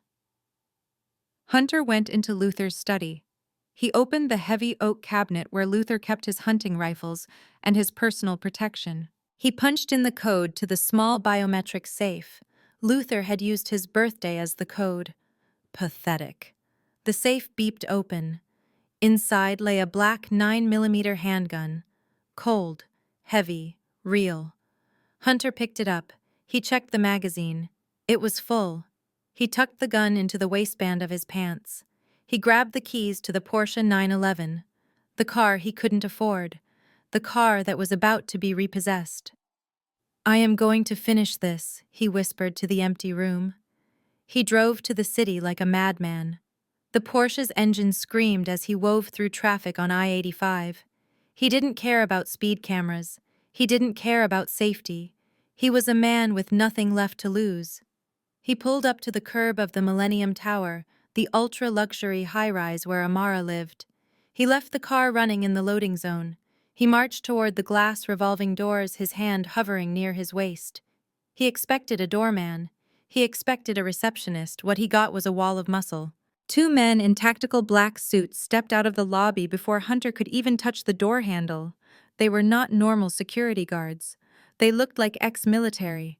They wore earpieces and carried themselves with lethal calmness. "Can I help you, sir?" the taller one asked. He didn't smile. He stepped directly into Hunter's path.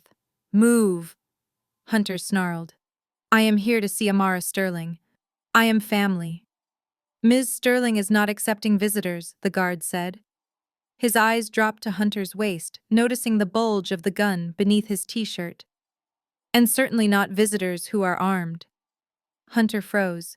He hadn't even drawn the weapon, but these men had already clocked it. "She stole my money," Hunter yelled, trying to draw attention from the people walking by. "She is a thief. Tell her to come down here. Tell her Hunter is here and I want my money back." "Sir, place your hands on your head," the guard said, his voice dropping an octave. "Do it now! Make me!" Hunter screamed. He reached for his waistband. It was a mistake. Before his hand could even grip the handle of the gun, the second guard moved. It was a blur of motion. Hunter felt his arm being twisted behind his back with agonizing force. His face was slammed into the cold glass of the building's exterior. The gun was ripped from his pants before he could even blink. "Let me go!" Hunter shrieked, struggling against the iron grip. "Amara, come out here, you coward!" Inside the lobby, through the glass, he saw movement. The elevator doors opened.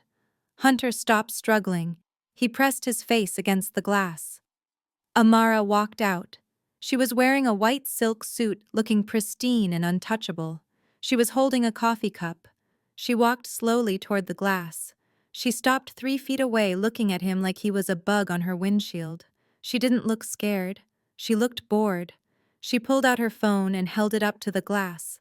On the screen was a live video feed of the Florida house. A locksmith was already there drilling out the deadbolt. She pointed to the phone, then pointed to Hunter and mouthed 2 words. "Game over." Then she turned around and walked back to the elevator, not looking back once. Hunter slid down the glass wall, sobbing as the sirens of the Atlanta Police Department grew louder in the distance. The guards held him down face in the concrete, while the Porsche he had stolen the money to buy sat idling at the curb, running out of gas. The digital clock on my penthouse wall flickered to 6 o'clock in the morning.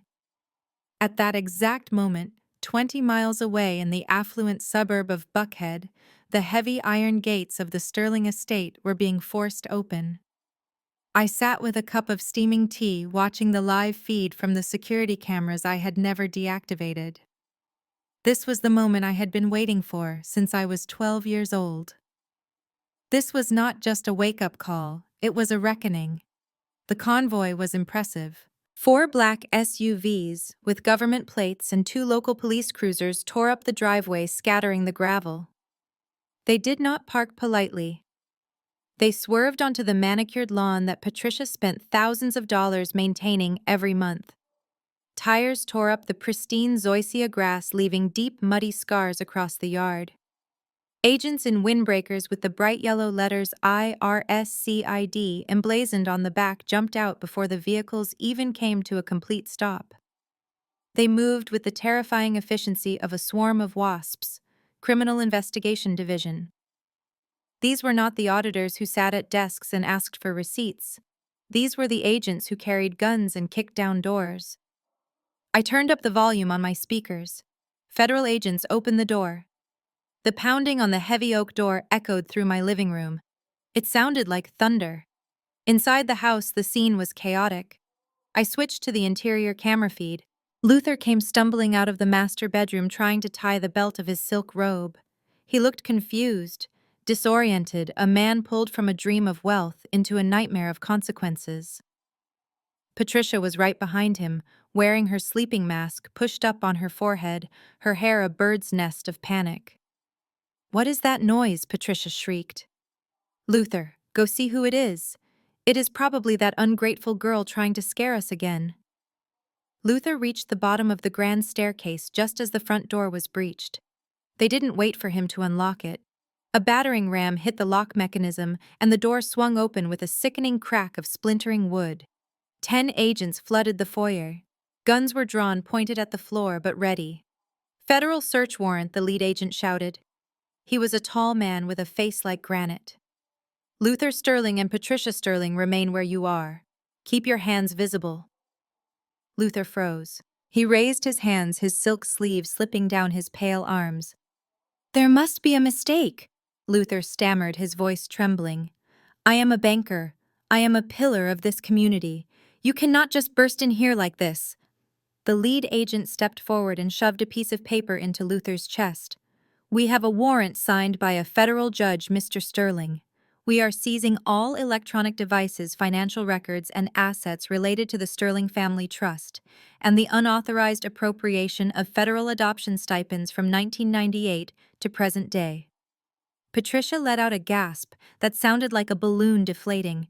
She grabbed the banister to hold herself up. "Adoption stipends," she whispered. But that was years ago. Nobody checks that. We check everything when we receive a tip with over 5,000 pages of documented evidence," the agent said coldly.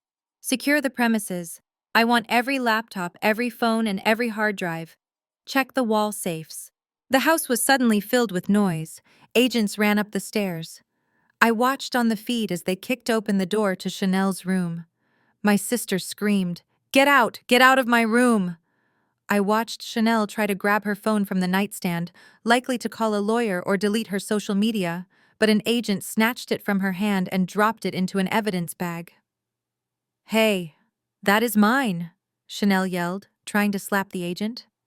"Ma'am, sit down, or you will be restrained," the agent barked. Downstairs, the humiliation was just beginning. The lead agent grabbed Luther's wrist. He spun him around. The sound of metal clicking against metal was crisp and final. "Handcuffs. You are under arrest for tax evasion, wire fraud, and identity theft," the agent recited. "Not Luther!" Patricia screamed, rushing down the remaining stairs. "He has a heart condition. You can't take him. He is innocent." "It was a mistake. Our accountant made a mistake." The agent blocked her path. "We have the accountant in custody too, Mrs. Sterling. He is talking. He told us everything about the offshore accounts and the fake charity deductions." "We are going to walk you out now," the agent said to Luther. They began to march my father toward the ruined front door. I switched the camera view to the exterior security feed. The sun had fully risen now, casting a harsh morning light on the tragedy unfolding. And the audience had arrived. The neighbors. The people Patricia had spent decades trying to impress. The people she sneered at for having smaller lawns or older cars. They were all there. Mrs. Higgins from across the street was standing in her driveway, in her bathrobe, holding her phone up, recording video. The doctor from next door was watching from his balcony with his coffee. As the agents led Luther out, head bowed, wearing pajamas and handcuffs, the shutter sounds of phone cameras clicked like crickets. Patricia ran out onto the porch behind them. She saw the agents shoving her husband into the back of a government vehicle. Then she saw the neighbors. She saw Mrs. Higgins zooming in. She saw the flashing lights of the police cars reflecting off the windows of the other mansions. She realized that her social standing was dead. The curtain had fallen and everyone could see the rot backstage. Patricia did the only thing she knew how to do when reality became too unbearable. She decided to perform. "Oh, my heart!" Patricia cried out. She threw her hand to her forehead in a gesture straight out of a bad soap opera. She wobbled dramatically for a second, making sure everyone was watching, and then collapsed onto the porch. It was a fake faint. I had seen her do it a dozen times to get out of parking tickets or awkward conversations. She made sure to land gracefully on her hip so she wouldn't bruise. "Help my mother!" Chanel screamed from the doorway, playing her supporting role perfectly. "She is dying." "You are killing her." The lead agent didn't even blink. He looked down at Patricia, who was lying on the welcome mat with her eyes squeezed shut. her breathing perfectly even. He signaled to a female agent standing nearby. "Check her pulse," he said, sounding bored. "If she is faking, add obstruction of justice to her file." Patricia's eyes snapped open instantly. She scrambled to a sitting position, fixing her robe. "I am fine," she snapped. I I just felt dizzy." "Get up," Mrs. Sterling, the agent said. "We are not done. We need to clear the master bedroom safe." Patricia went pale. "No," she whispered. "Not the safe. That is personal. That is my jewelry." "Everything purchased with illicit funds is subject to seizure," the agent said. He signaled to two officers who were carrying out a large velvet-lined box. It was a massive jewelry chest. I knew that box well. It contained the diamond tennis bracelet she bought the year I didn't get braces. It contained the sapphire necklace she bought the year she told me there was no money for my college tuition. It contained 30 years of my stolen potential crystallized into carbon and gold. "My diamonds!"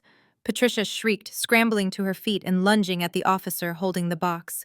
"You can't take those!" "Those are heirlooms, officer. Secure her," the lead agent shouted. The officer sidestepped her, and Patricia stumbled, catching herself on the doorframe.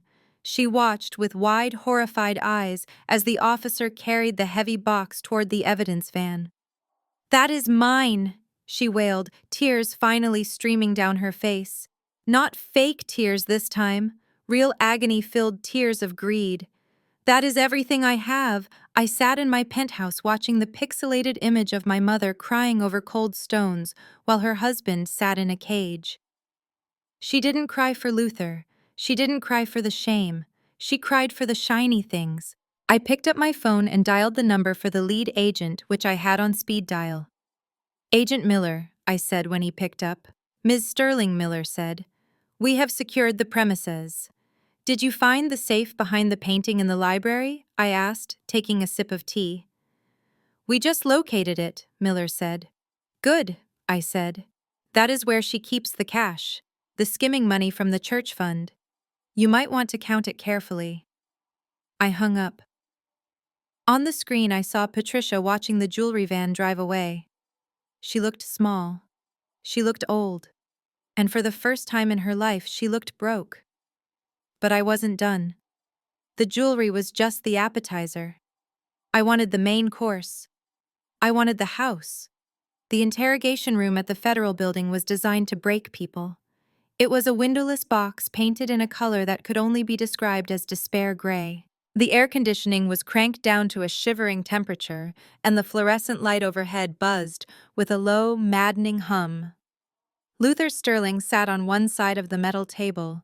His expensive silk pajamas had been replaced by a bright orange jumpsuit that hung loosely on his frame. He was not wearing his glasses. Without them, and without the armor of his bespoke suits, he looked small. He looked frail. He looked like exactly what he was, a man whose entire identity had been constructed on a foundation of lies. The heavy steel door buzzed and swung open. Luther looked up, hope flickering in his watery eyes. He expected a lawyer. He expected his high-priced fixers to come walking in with a briefcase full of loopholes to make this nightmare go away.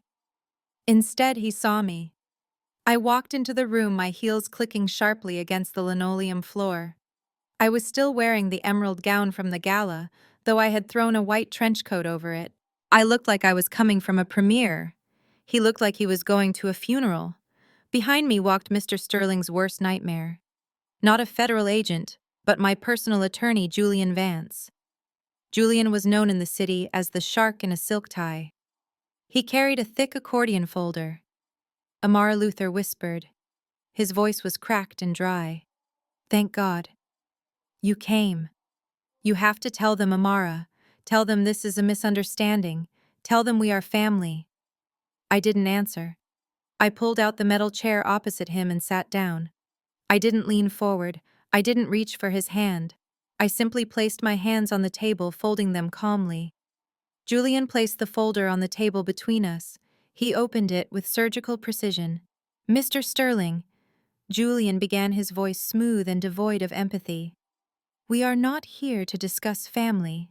We are here to discuss the contents of the biological parents' estate of Amara Sterling, deceased 1998. Luther flinched. The color drained from his face, leaving him a sickly shade of gray. I don't know what you are talking about, Luther stammered. Your parents died penniless, Amara. It was a tragedy. A car accident. We took you in out of charity. Stop, I said. The single word cut through the air like a blade. Luther's mouth snapped shut. I reached into the folder and pulled out a document.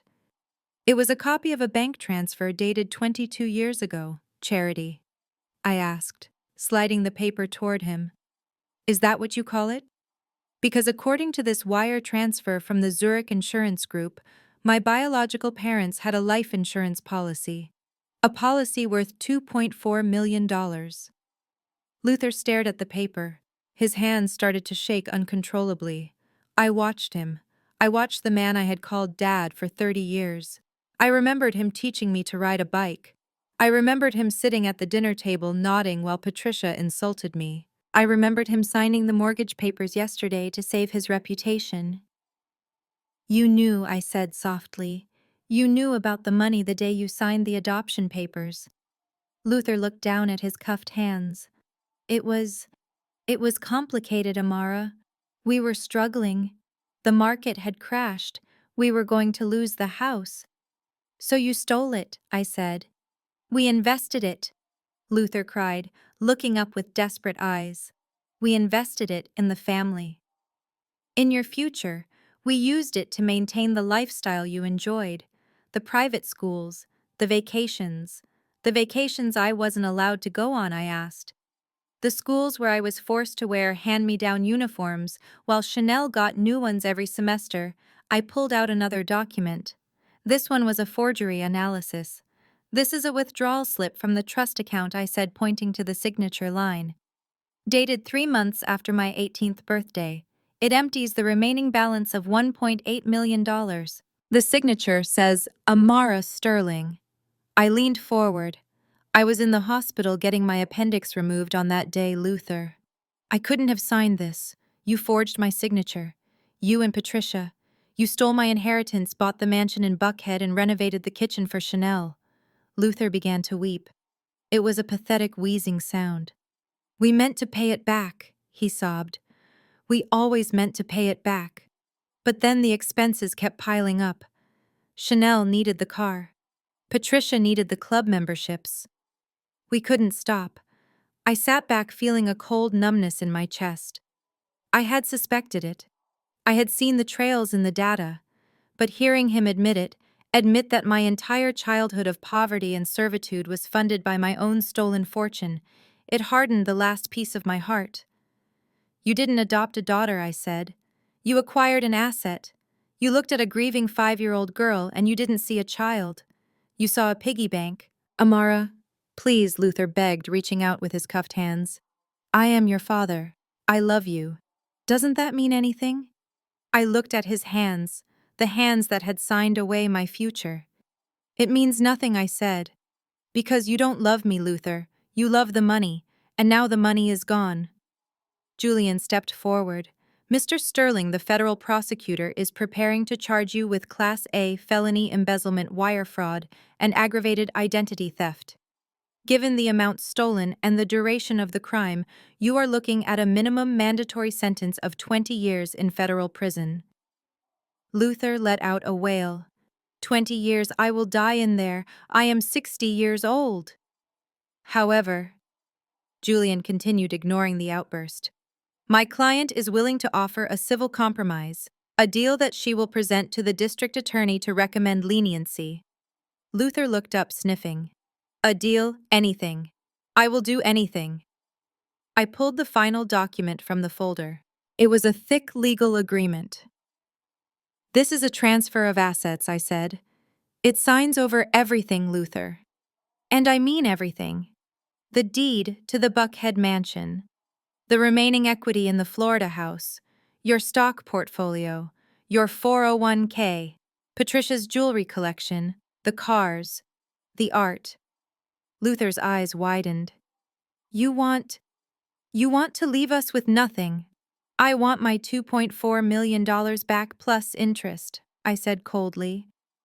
And since you spent it all on maintaining a fake image, I am taking the image.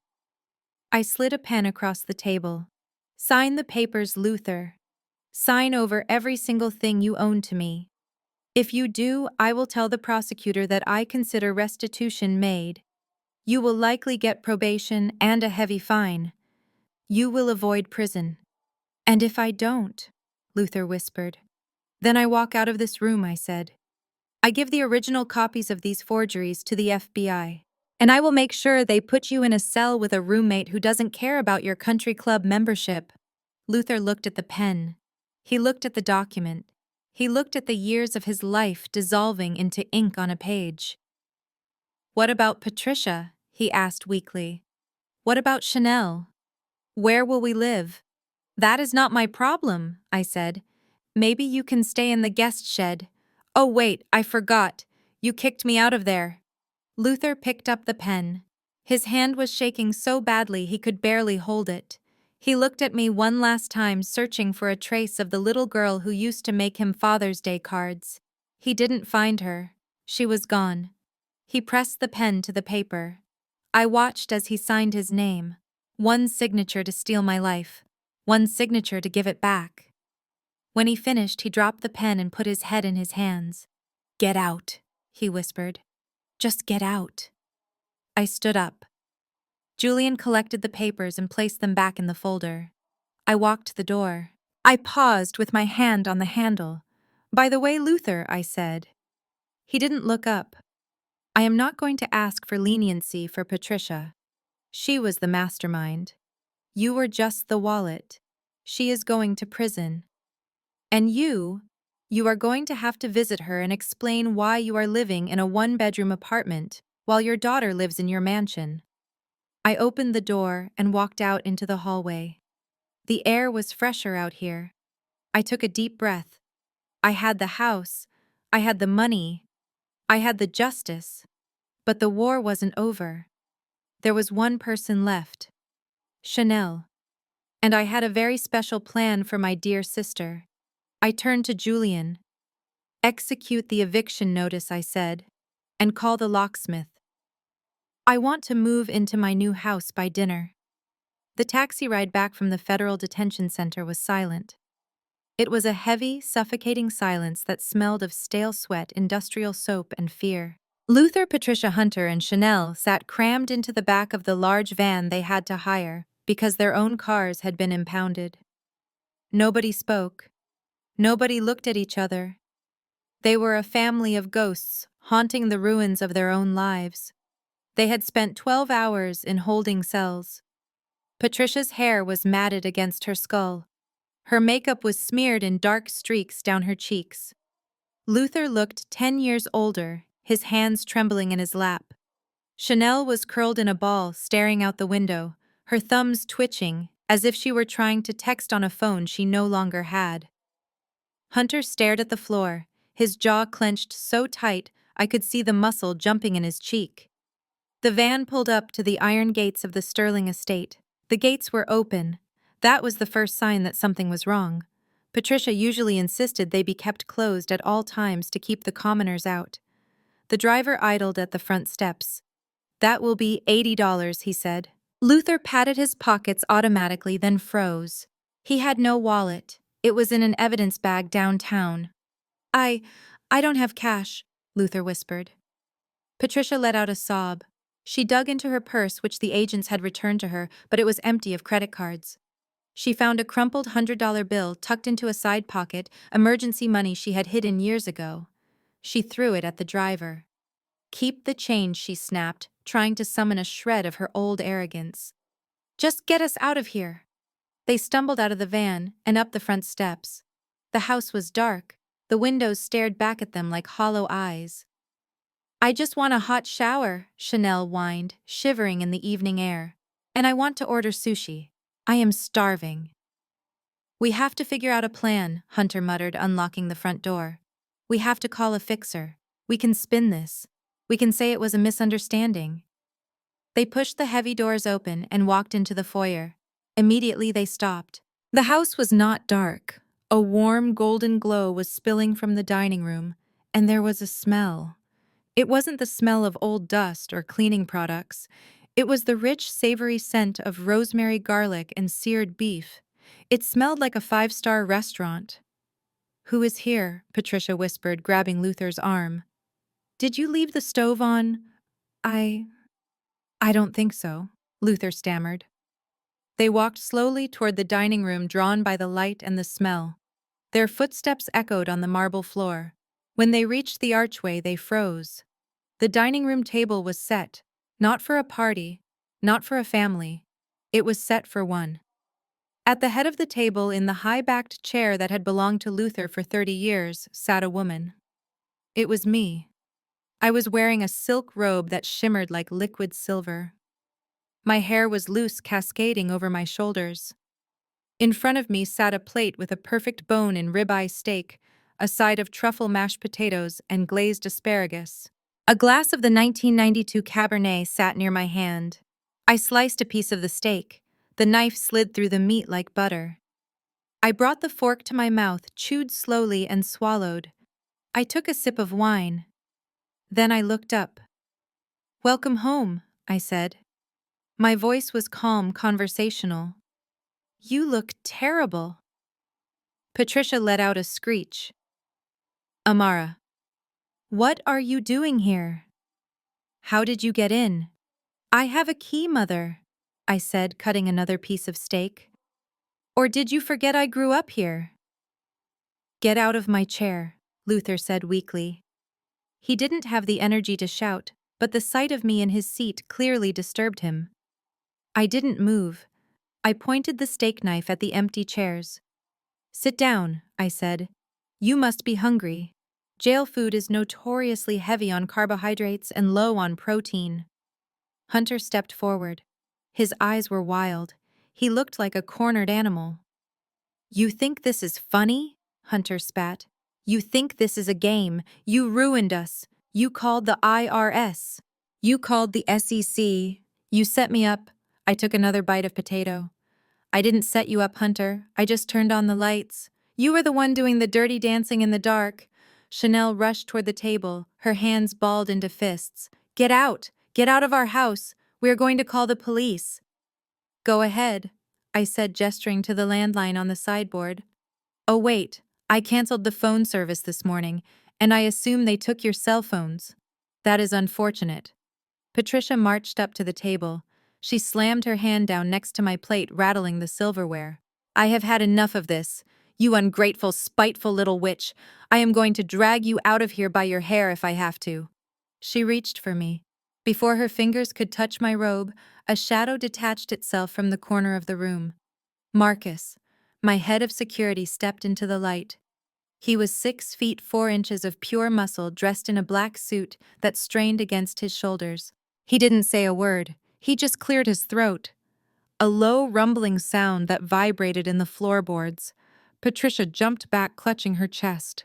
"Who is that?" "That is Marcus," I said. "He doesn't like it when people touch me." Hunter looked at Marcus. He sized him up. Hunter was desperate. He was humiliated, and he was stupid. He saw one man standing between him and the woman he blamed for everything. "I don't care who he is," Hunter yelled. Hunter lunged. He didn't go for Marcus. He went for me.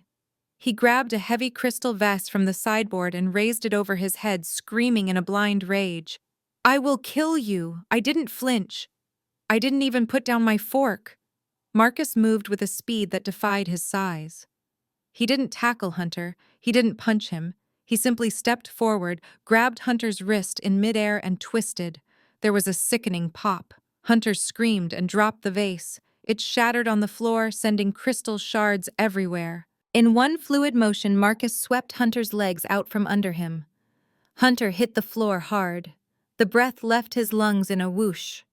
Before he could scramble away, Marcus placed one heavy polished shoe on the center of Hunter's chest, pinning him to the Persian rug like a bug. Hunter gasped, clawing at the shoe, but he couldn't move. Hunter Chanel screamed, dropping to her knees beside him. "Get off him! You are hurting him!" Marcus looked at me, waiting for orders. "Let him up, Marcus," I said. "I don't want him bleeding on my rug. It is an antique."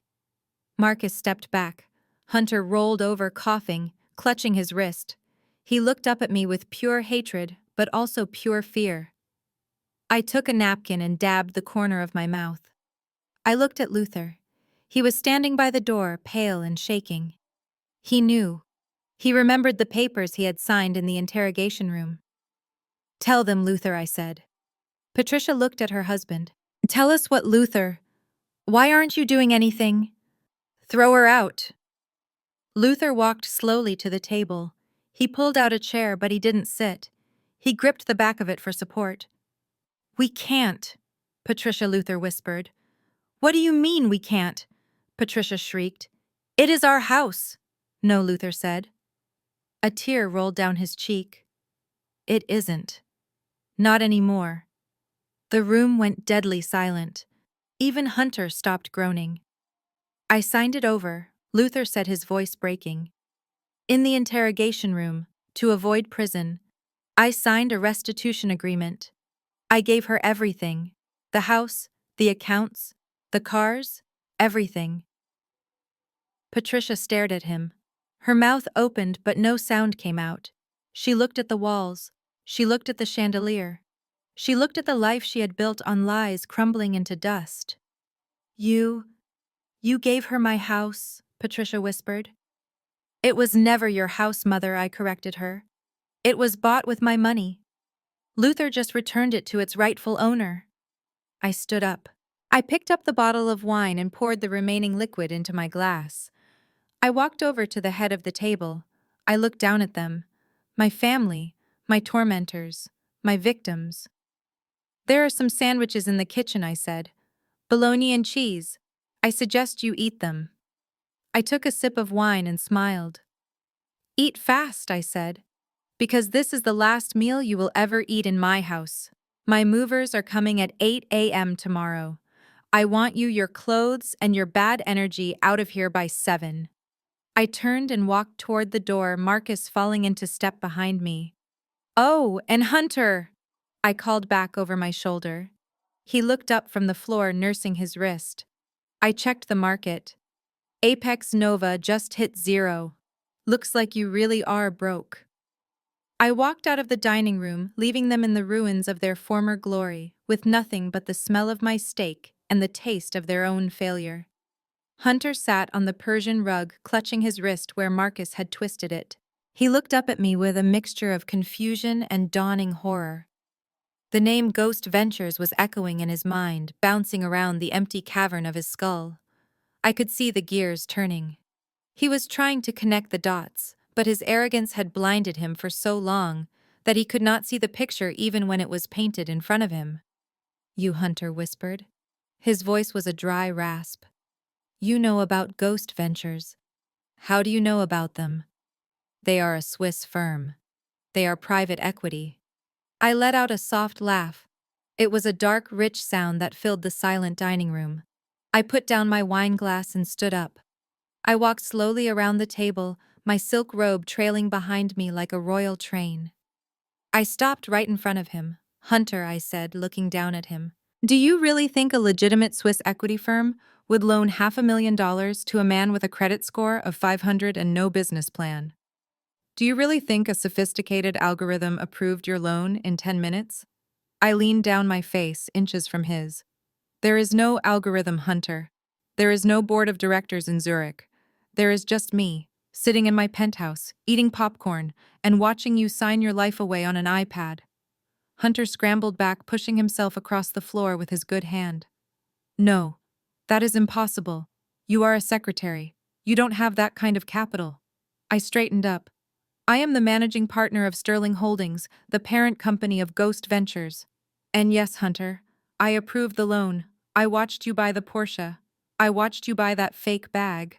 And I watched you gamble the rest away on a crypto coin that I shorted 2 days ago." Hunter's face went white. You shorted it." I smiled. "I made $300,000 on your loss, Hunter. Essentially, you paid me to bankrupt you. It was the easiest money I have ever made." Chanel let out a wail from the corner of the room. She was shaking her head back and forth, pulling at her hair extensions. "This is a nightmare," she sobbed. "Wake up, Chanel! Wake up!" It is not a nightmare, sister, I said, turning to her. It is a foreclosure. And speaking of which, I walked over to the sideboard where my purse was sitting. I pulled out a set of keys. They were not the keys to the house. They were the keys to a Porsche 911 GT3. The police impounded your car when you were arrested at my building, Hunter. But since I am the lien holder on the vehicle and you defaulted on the loan, they released it to me. It is parked in the garage right now, next to my G-Wagon. Chanel's eyes widened. She crawled across the floor toward me. She didn't look like the golden child anymore. She looked like a beggar. Her mascara was running, her designer dress was wrinkled from the jail cell, and her dignity was gone. Amara, please, she begged, reaching for the hem of my robe. You can't take the car. It is the only thing we have left. The house is gone. The money is gone. Please let us keep the car. We can sell it. We can use the money to start over. Please, we are sisters. I looked down at her. I remembered the day she laughed when I fell off my bike and broke my arm. I remembered the day she told her friends I was the maid's daughter. I remembered her live streaming my eviction 3 days ago. Sisters, I repeated. That is a funny word. Was I your sister when you threw my clothes in the mud? Was I your sister when you made me sit at the children's table until I was 25? I am sorry, Chanel cried, gripping my ankle. I am so sorry, I will do anything. Just give me the keys. Please, Amara. I don't know how to take the bus. I looked at the keys in my hand. Then I looked at the corner of the room where the pile of their belongings had been dumped by the police. Sitting on top of the pile was the fake black Hermes bag, the one that had started the humiliation at the gala. I walked over to the pile. Chanel followed me on her knees, sobbing. I picked up the bag. It felt cheap and plastic in my hands. You want a handout? I asked. Yes, yes, please.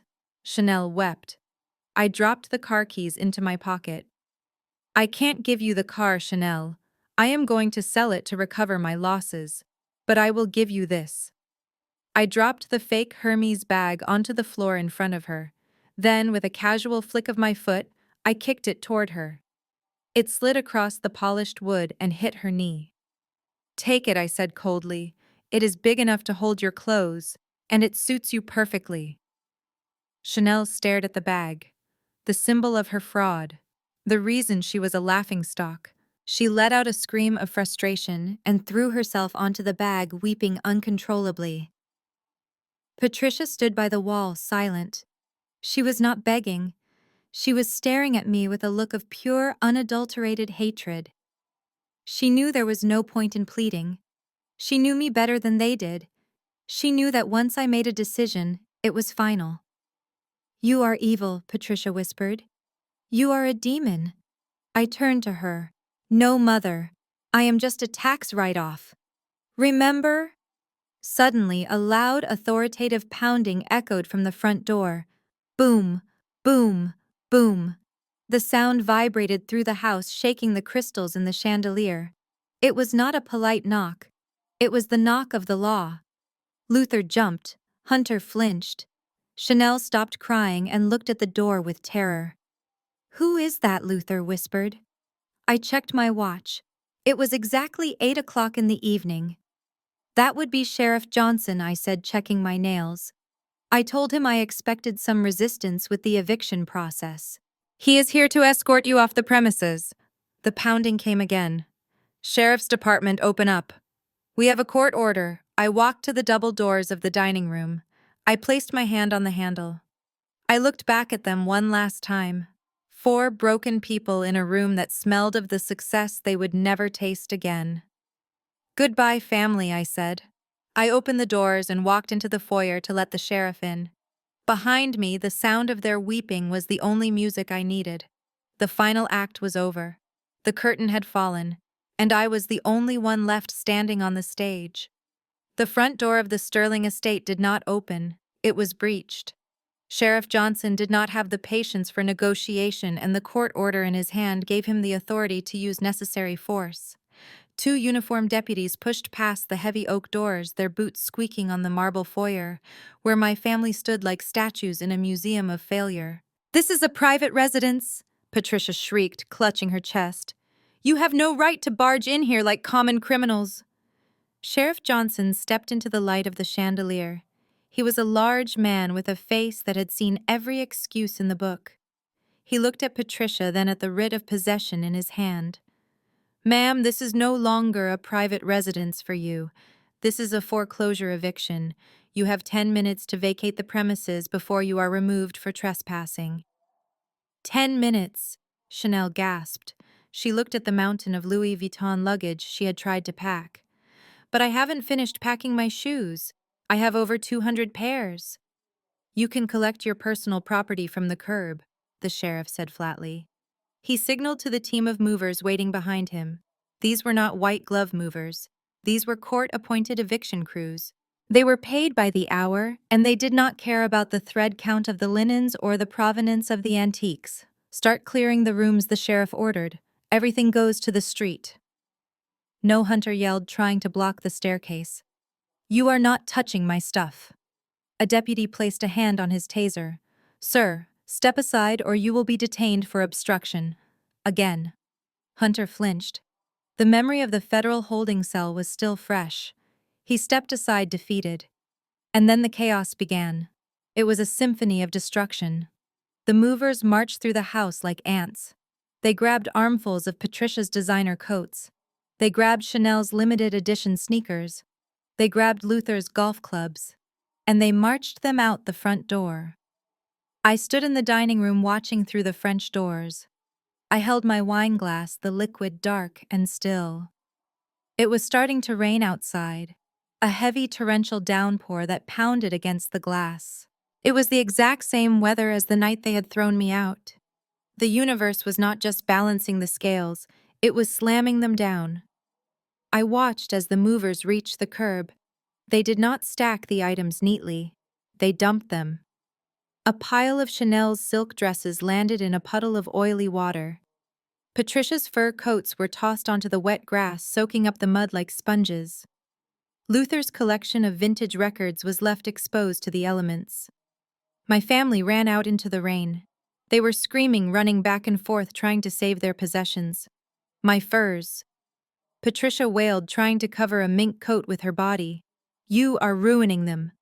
These are worth thousands." Chanel was on her knees in the mud, frantically trying to put her shoes back into boxes that were disintegrating in the wetness. "Stop it! Stop throwing them!"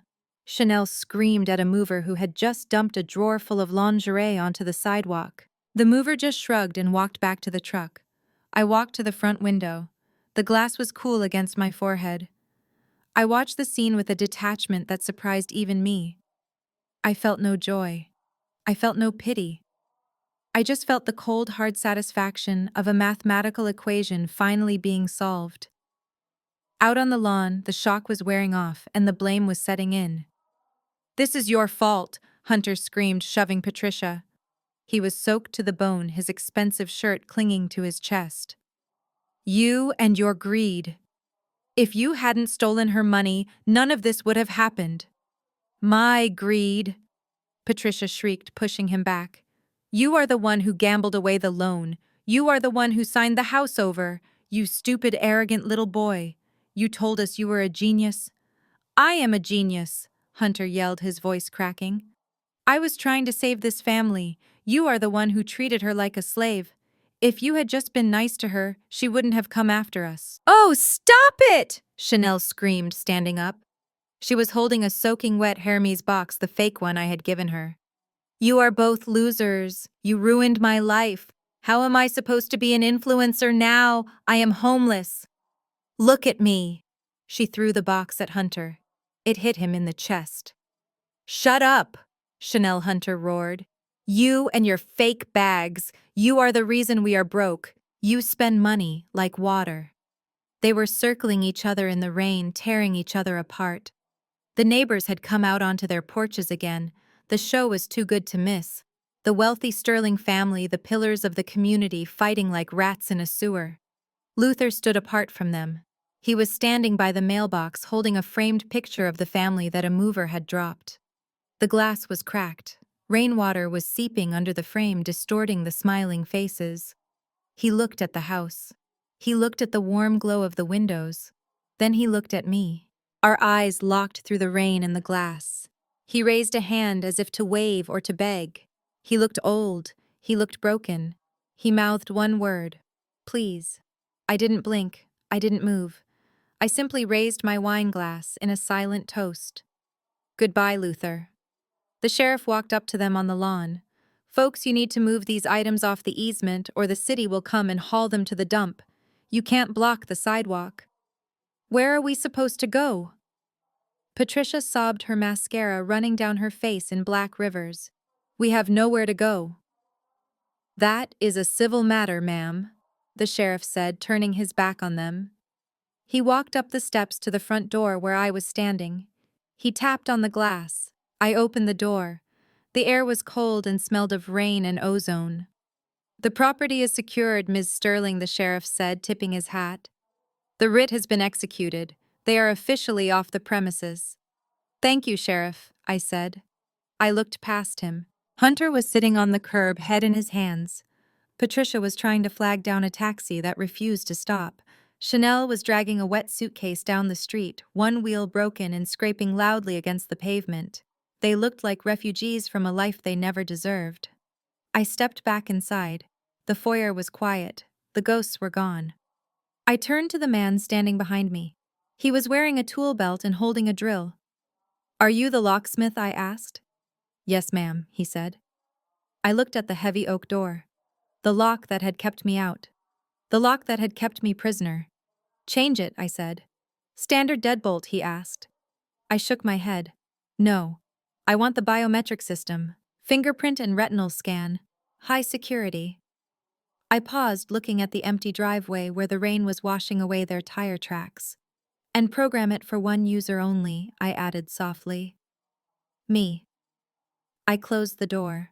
The heavy thud shut out the sound of the rain, the sound of the fighting, and the sound of my past. I turned the deadbolt. Click. I was alone. I was safe. And for the first time in 30 years, I was home. The champagne in the first-class lounge at Hartsfield-Jackson International Airport tasted different than the wine I had drunk in the dining room of the Sterling estate. That wine had tasted like vengeance. This champagne tasted like freedom. It was crisp cold and cost $300 a bottle.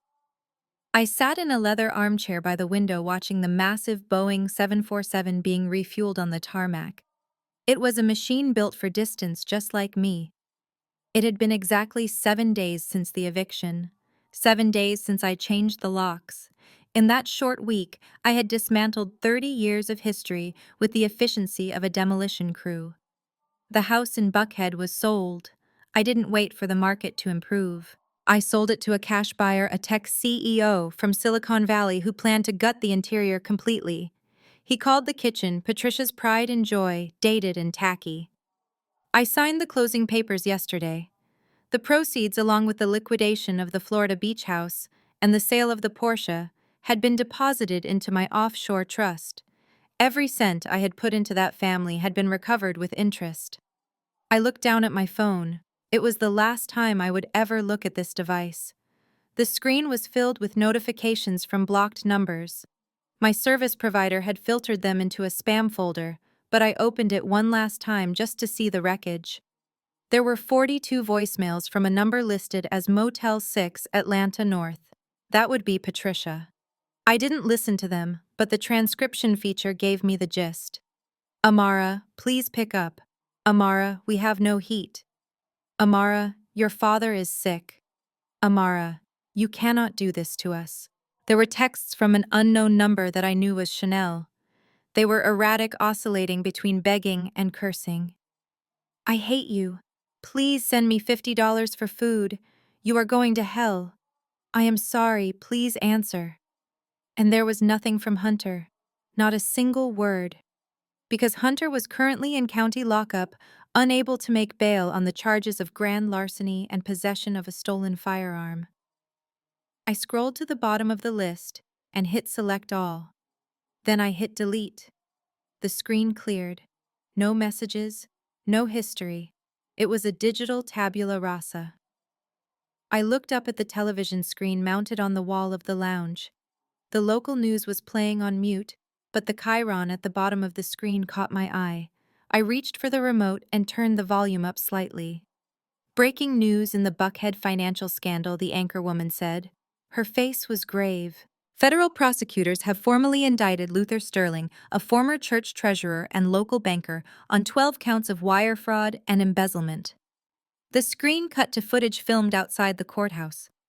Luther was being led out of a police van. He looked unrecognizable. His hair, usually dyed a youthful black, was showing gray roots. He was hunched over, trying to hide his face from the cameras with his cuffed hands. Patricia was walking behind him, shielding her face with a newspaper, wearing a coat that looked like she had pulled it out of a dumpster. Authorities state that the Sterlings allegedly misappropriated over $2 million in funds intended for the care of their adopted daughter, as well as skimming donations from the Greater Atlanta Faith Foundation. The reporter continued.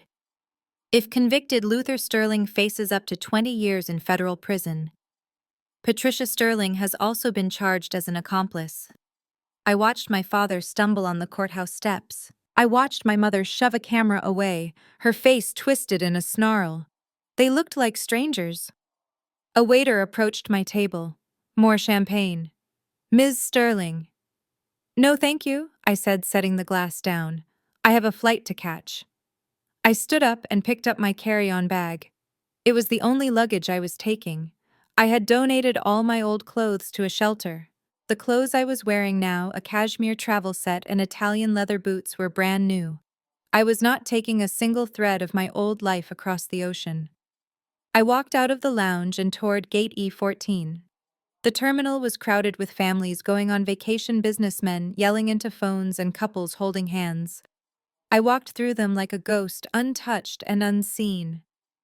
I reached the gate just as the agent announced pre-boarding for first-class passengers. I handed her my boarding pass. She scanned it. Have a wonderful flight to Paris, Ms. Sterling, she said with a smile. Thank you, I said. I intend to. I walked down the jet bridge. The cool air of the tunnel hit my face. Halfway down, I stopped. I reached into my pocket and pulled out my phone. I popped the SIM card slot open. The tiny chip the size of a fingernail fell into my palm.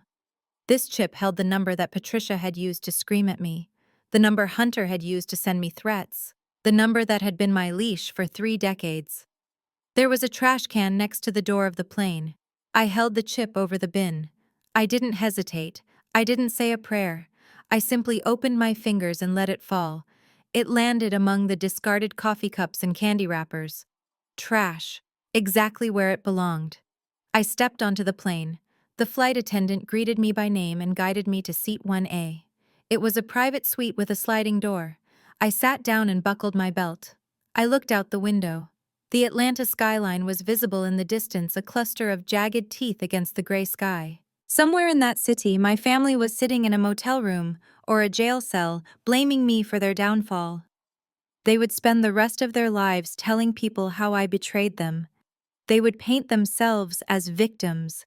Let them. The engines roared to life. The plane began to taxi. I felt the familiar pull of acceleration, the pressure pushing me back into the seat. We lifted off the ground, climbing higher and higher, punching through the layer of clouds, until the city below disappeared completely. I closed the window shade. Patricia had told the truth about one thing on my birthday. She said I was an investment. She said I was a financial calculation. She was right.